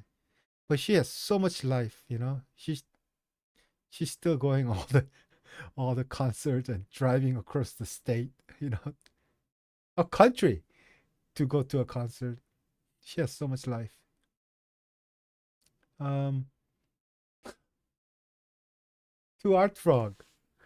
I'm sorry, I was not laughing at the fact that how early you had your child or your son did the same and things like that. It's just um yeah, it's a good thing. And you know what? Age doesn't matter because I know like young people who have like I don't know, it's like a brain of it's like stone. And nothing can go in there. It's just stuck somewhere in the past. They don't absorb anything. They can't. Uh, those people like to label things and people in a singular term, like things like age or race or culture, whatever. Well, we're not one of them, obviously. So it doesn't really matter to me, you know. But the reason I laughed was 60 is the new 40.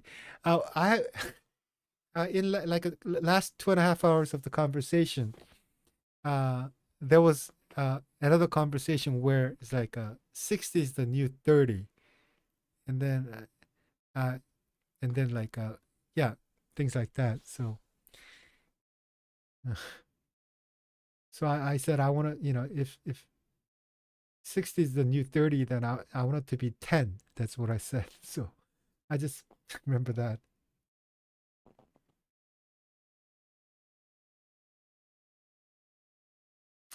To Art Frog, yes, and Korea has birth rate of 0.6 something now. That means a mother and father, two people would have zero point 0.6 babies. That's the average. Actually, if it is even near one, that society um, is bound to fail. Not will disintegrate. If you look into the sociology and you know about the science behind this, it just can be sustained. So Korea is in a big trouble. Nobody's having babies. Uh, so yeah, I'm really afraid for Korea. I, I don't have to guess. I know for a fact. This is a fact. Uh, that if Korea keeps this up, Korea is going to disappear. There's only two way they might survive. All the modern societies these days, it's just batshit crazy. Nobody's having babies. But for example, U.S. is pretty good. There are many countries like Mexico, many countries that's okay. But like Korea is, yeah, it's the lowest in the world when it comes to having babies, reproduction. There's only two way Korea might survive. Korea can turn on a dime. Like when they feel the need, they just come together and they just turn on a dime. And like yesterday, it was not okay to do something, and this was what you're supposed to do. But they could turn on a dime and become something else. I don't know what it is about Korean people. They can do that. It's like yeah they do that. So maybe they'll change someday soon. I hope, or Korea open up and bring in as much immigrants, new immigrants from all over the world as possible, so that Korea will be more diverse society. There's only I think Korea has only two choices at this point.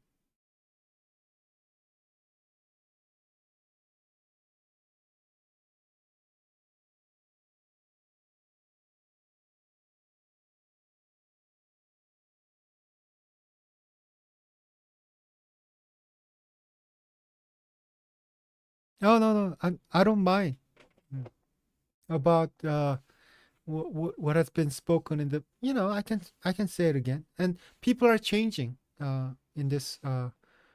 Some people came in and we had great talk, and they left, and new people came in. That means yeah, we could talk about the same thing. I have no problem with that. You can ask any question you want. Yes, Potato Tay, that is crazy. 0.6. US is like 1.8 or something, I think. Like Japan is really low too, but Korea has the lowest. It used to be 0.89 and fell to 7. It's 0.6 now. So basically, like 3 people have one baby. I mean, you know what I'm saying. Not a kind of weird kind of way, but it just it's not sustainable. Social structure is going to break, especially there'll be only old people who doesn't spend money, who doesn't produce nothing. That makes the society stagnant. And and all the taxes very, very, very few Koreans are going to pay would have to spend to pay all the the doctor bills and support all these old people who are not going to die till 90. Average age Koreans living is one of the highest in the world, 80 something. So not a great look for Korea.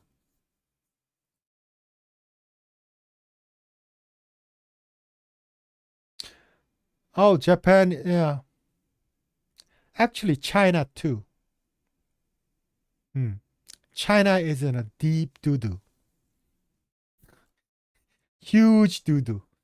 Bigger than any doo-doo I've seen in forever. No, because the Communist Party, they dictated that they had one child policy. It's not by choice, but that policy has been here for decades and decades, for a long time. But they didn't they didn't they thought the old guys will die off. But what they didn't expect is that the Chinese uh, society, it just grew so fast, so that like medicine and everything is modernized, and they're not dying off at the same rate.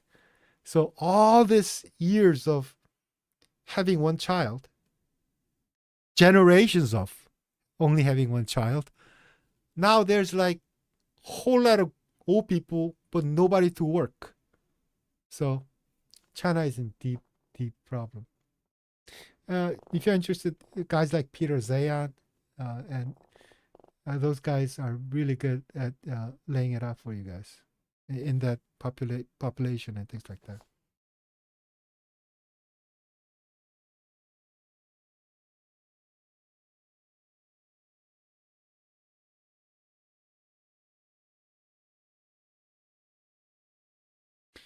Own a house before having kids?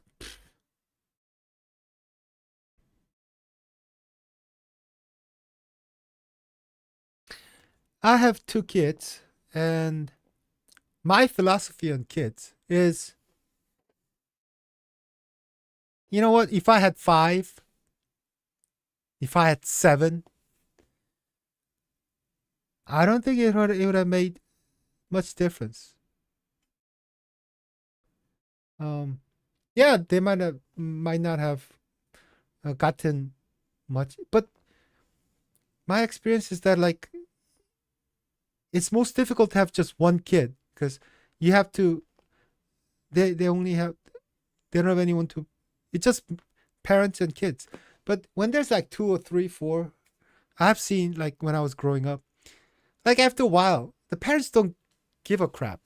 It's like, the first and second take care of the third and fourth, and and the third is like a mother to fifth, and it just and, and like a clothes and everything is like given to the son, and then if need a tutor, the second sister's gonna help out the fifth, fourth little kid with the homework. It's just that's how it used to be. They didn't eat okay, they would eat more, but hey, whatever, man. The thing is, people these days like, oh, I want my kid to have everything. It's like have a house, and I had to send my kids to the best, the in Korea hagwons, and those institutes, and college prep, and they need to wear brand name, and what? Okay, let's think from children's side. Yeah, I might not have like best shoes or whatever, but would you want to exist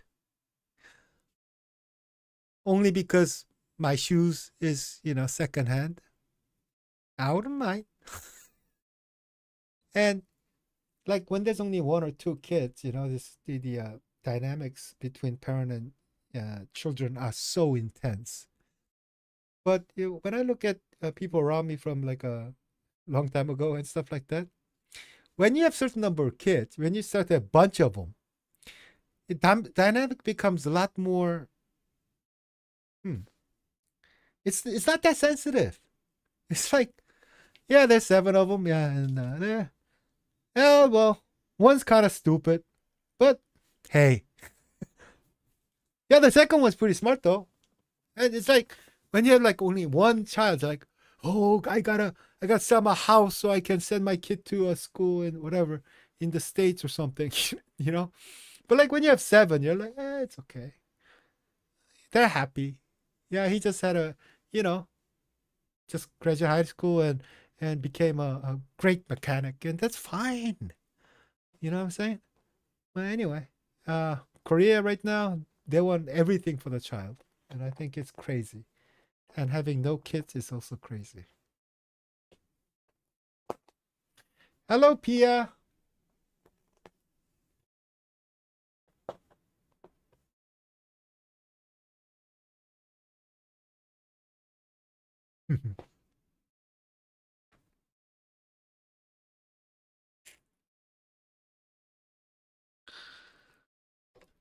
Art Frog, it's not only that young ones learn from older mistakes.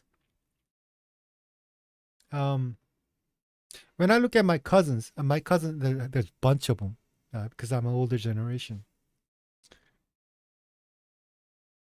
A lot of my cousins, they were not afraid of her, his mother, or their dad.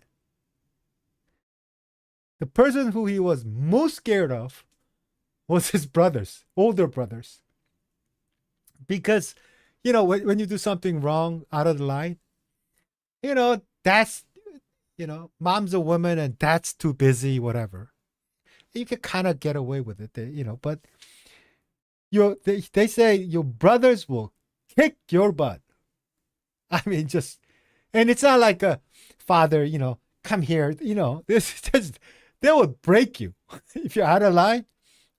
Your older brothers will kill you. So yeah, I don't know. I think that's how it's supposed to be.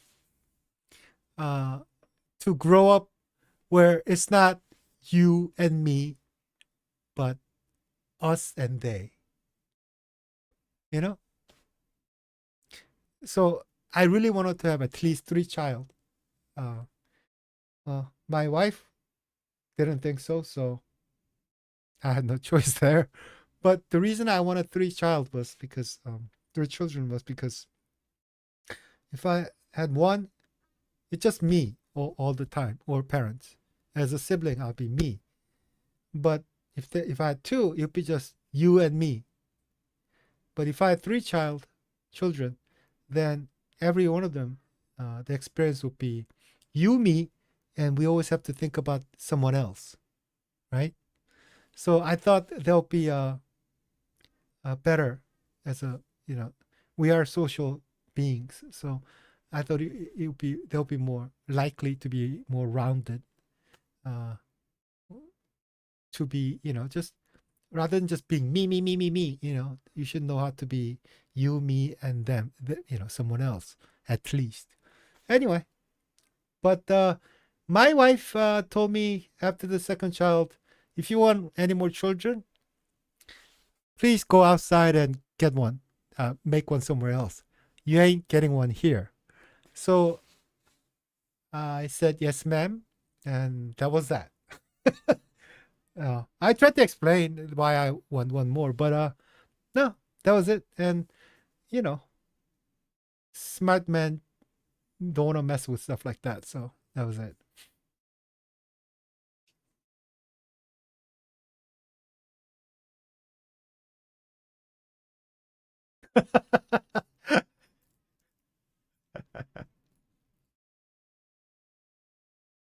Yes, the about your uncle. Don't speak much to your father. But yeah, it not only Asian society, it's like anywhere. You, one of the things you should be scared of, or like when there are a bunch of children. Okay, okay, two, three, four, maybe it could be diverse, but like when it becomes like five, six, seven, like long time ago, it's like the first, second, like the top of the food chain kids, siblings. I mean, they were like mothers and fathers at the same time, but I mean, they're not your father and mother, so in a way, they're a whole lot more scarier.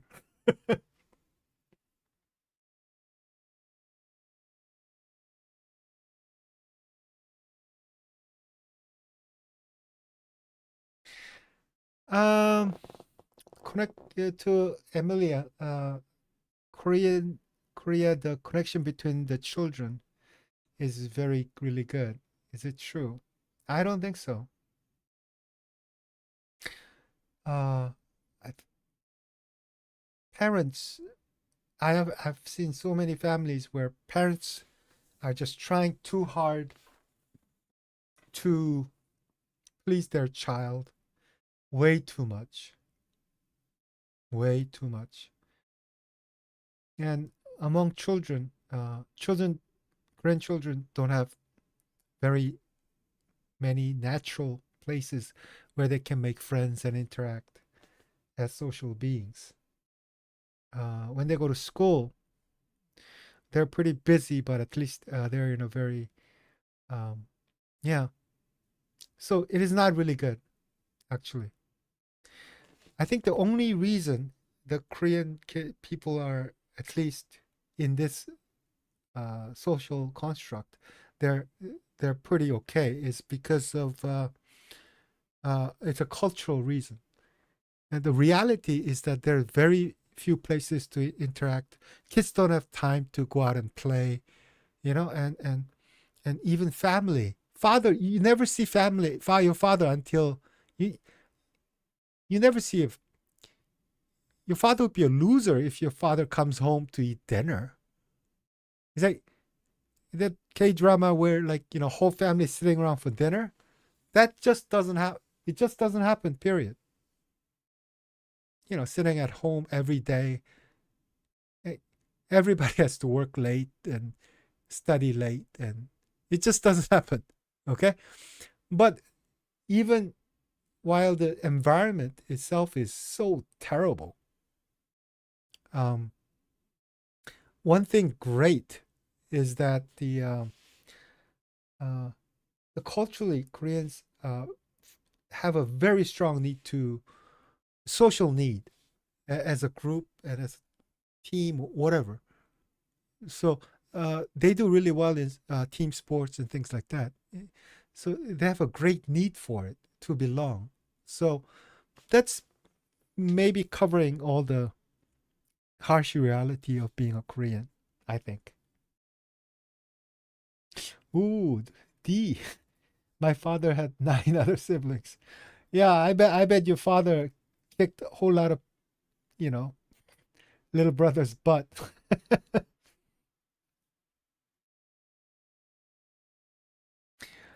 Miso, of course. It's just it generality actually doesn't help. It doesn't really work.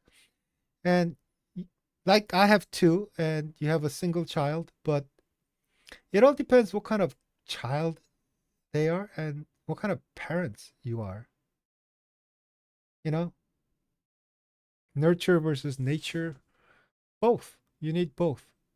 Some kids are just nice.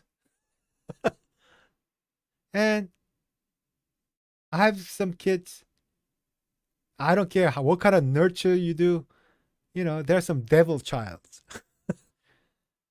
And unless the kid is crazy or something, how you raise them uh, it seems to be the most important, one of the things.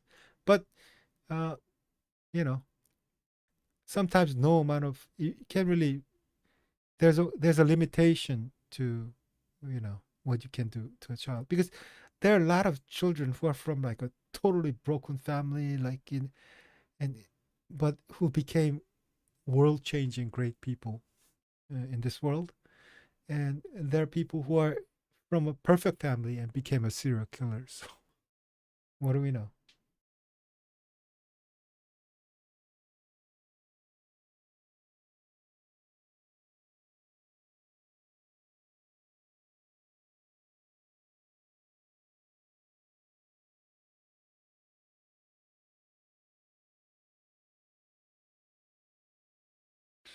Wow, your husband family Norwegian and Italian.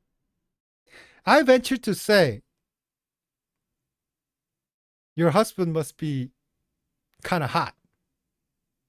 Well, not to me, but I don't know, Norwegian and Italian. That's a good mix, man. Just saying. Just uh, with Italian, sensibility and artist.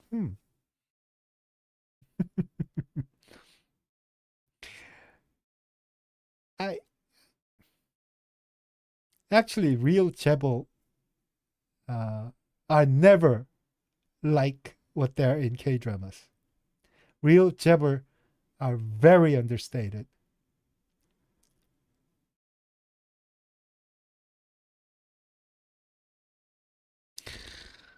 Yeah, Art Frog, I was saying, I think you'd be like, come on, like when you think about Norwegian and Italian, we're thinking like Viking, tall, huge, you know, you just, and then, the Italian guys are, so I'm just saying, it's a stereotyping, but yeah, seems like a great mix. That's what I'm saying. Oh, stocky. Okay. He's not that tall. Oh, Anastasia never had kids because I was too selfish.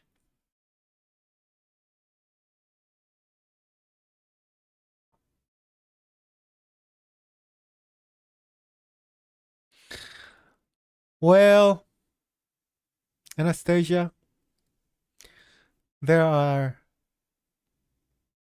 like everything in life, there's positives and negatives to everything. So, man, I'm sure you were able to do a lot. After having a few children, sometimes you feel like I forgot shopping. I at certain point in my life for longest time, I forgot what shopping was. Like, yeah, I don't want to go out like buy stuff for myself. Like I'd rather get something better, something like better for my children, you know? So I just forgot about shopping, for example. I never bought anything for myself. When my wife thought, my shirts looked too old and it was starting to bother her, she would buy me new stuff, and like that's how I lived. But I've seen so many times where children are only being nice to your parents because they're trying to get some money. You know, the little fortune that you're talking about, and tiny fortune to leave. It's better than like you know, uh your children are acting like little rats trying to get money out of you. It's a so you never know, man. I think no matter how you live your life, yeah, it's all good if you can accept it. That's cool.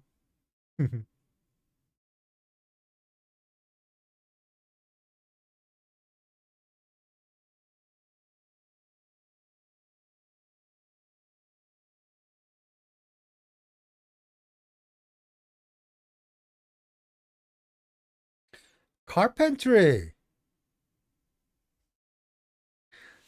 See, 5'9" is not bad. It's not stocky. Well, I guess in Norwegian terms, yes. Have you guys been to Denmark? Ridiculous. Everybody's this tall. He's like 190. Oh, you're cute, you know?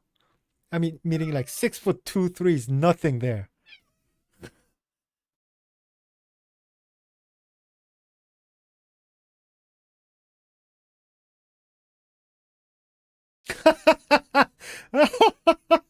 I'm sorry.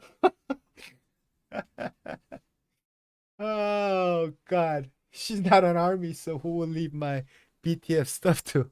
That's funny as hell. uh, that's so much like you. You're not worried about your fortune. You're you're worried about the BTS stuff. I think that's crazy. Oh God.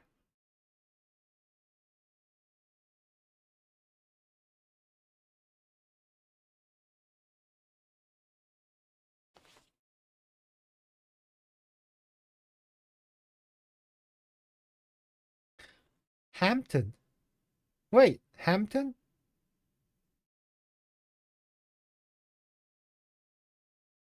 Hampton. I know Hampton.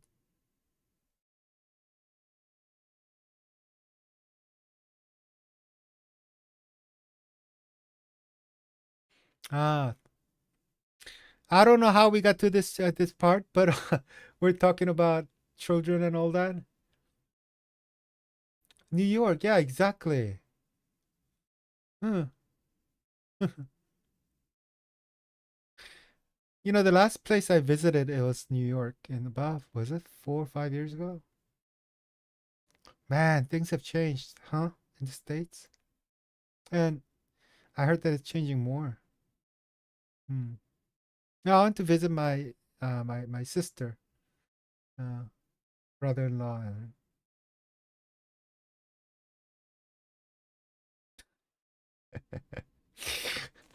you know like what freaks me out every time I go to New York. Like you go to Subway, right? And they got rats this big, and they're like so busy running around in the tracks. It's like, I mean, come on. I mean, rats this big. I mean, like, don't they have like rat poison or something or something? There's always this huge rats. No, because you're just standing in the tracks looking down, and there's like rats running around, and it's New York. Well, it's an old city, that's why. But eh.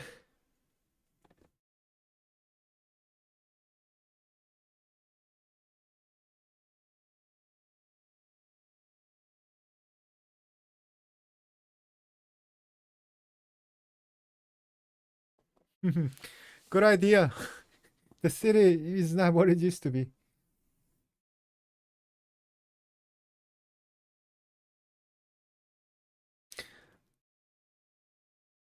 To Pia Anderson. I'm thinking of becoming an army and I'm 71. See? age ain't but a thing. But uh, so yeah, Carrot, Pia Anderson. I saw her that name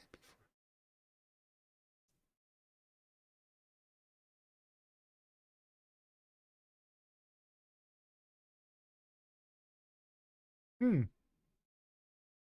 Pia. So you're a Carrot, right? And you're thinking of becoming an army. Oh, Sweden. All right.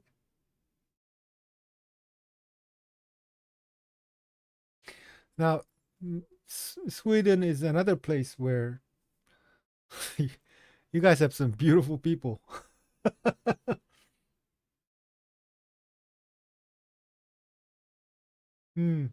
Carrot.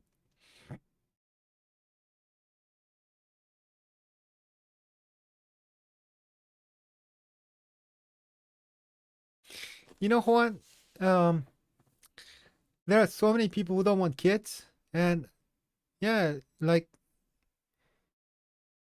many people said, I don't think it matters to have a child. If I had another chance at life, I wonder if I want child. I'm pretty sure I wouldn't want to have any children if I had another go at it. Uh, because I already had experience living a life with children. Uh, so if I had one more chance, because it's a lot of heartache, work, money. Um, it's like you know, you're. I was a center of my universe, but all my life, and then I had children, and then I was not center of the universe anymore. So anyway, it was a lot of yeah. It's not an easy thing. Uh, if I lived again, I might not have children. But if I only had only one choice, one time I can live, and so I don't have any memory. But like, if I had to choose to have children or not to have children, I think I would have children because I never thought like I wouldn't think twice. Like if I had to die and if my child had to die, because if I die, my child, I could save my child. I wouldn't think twice. And like not a hesitation. It's like me. That's it.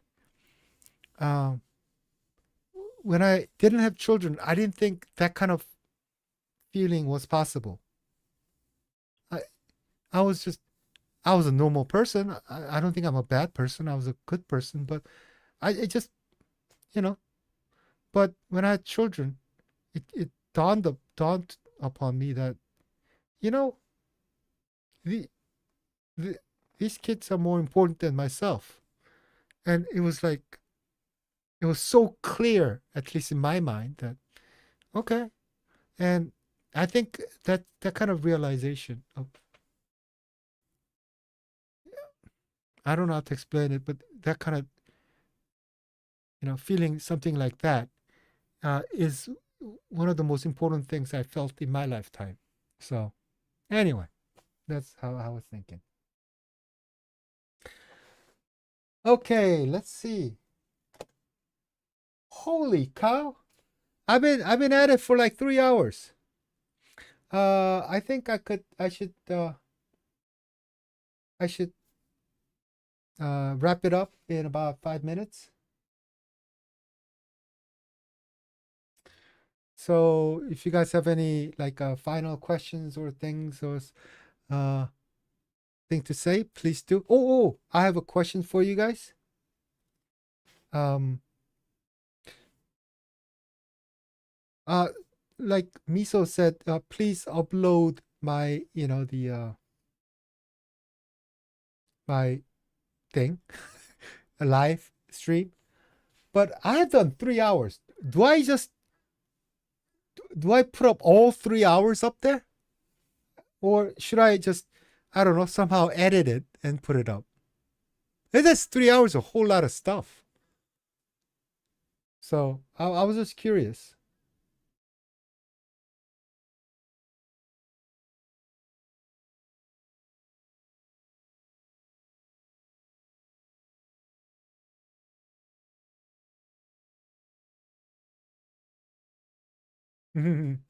Exactly.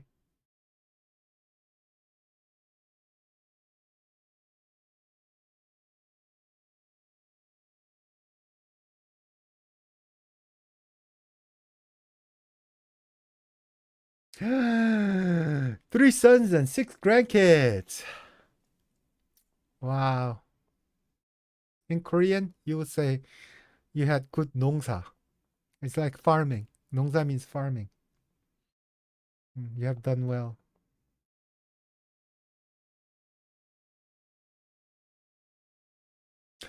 4 hours?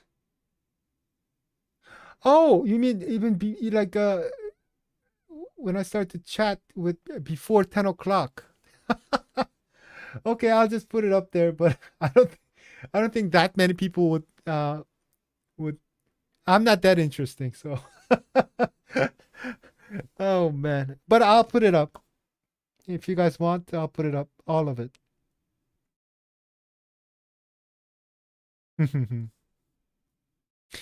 Oh, by the way, before we go further, I think the next one, I think I'll try to do it at a different timeline, a time zone, to give. I think there are some people who said, "Oh man, it's like 4 o'clock here," or "I need to sleep" and stuff like that. So they just send me like a message saying, "Oh, I'm sorry I couldn't be there at your live and things like that." So I don't know. I don't feel right. So I think I'm gonna do one on a different timeline, maybe like this Wednesday or something, so that uh, I can say hello. That'll be my first. It's like what I'm doing here for people in different time zone. To say hello to everyone, and then after that, I think I need to study to see what I can do in these lives. I don't know if I'll be doing one or two per week, but I think at least I should say hello to people in different places, maybe next Wednesday or something. Anyway, thank you, and let's see. Let me check.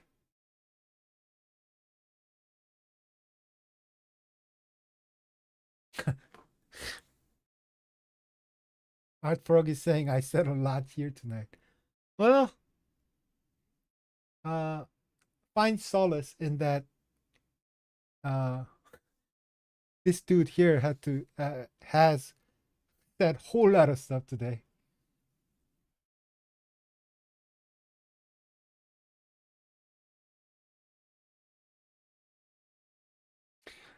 You're right. You're so right, Miso. I have no time to edit this. No way.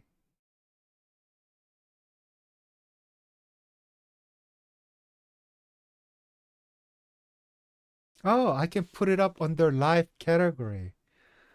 Ah, okay, okay. Good night, everyone. You guys have made this experience very pleasant, and it felt like I was just hanging out and talking to just my friends. And yeah, it was great. Um, hmm. Anyway, so uh, I think if you guys liked it, I think uh, we can do more of this live streaming thing. But also if you guys have anything, any ideas and stuff, or what you might want in my stream, or also reaction videos and stuff like that, just give me a suggestion anytime. I'm, you know, I can't guarantee that I'll cover everything, but at least it's like I always put it in my mind. Oh, okay, this is what they want, and maybe I should do them whenever I get the chance. So, and sometimes I have no idea what I'm doing. So, so you guys help a lot. Anyway, thank you very much, and yeah, Pentagon. I remember it. It's ingrained in my brain right now. Pentagon. My head is a pentagon shape right now, so no problem.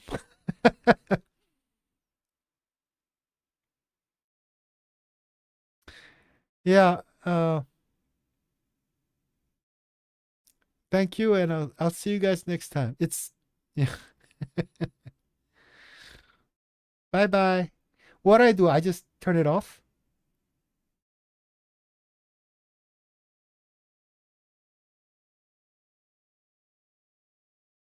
Thank you for haircut.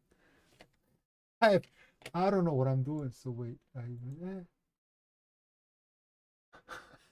Bye bye.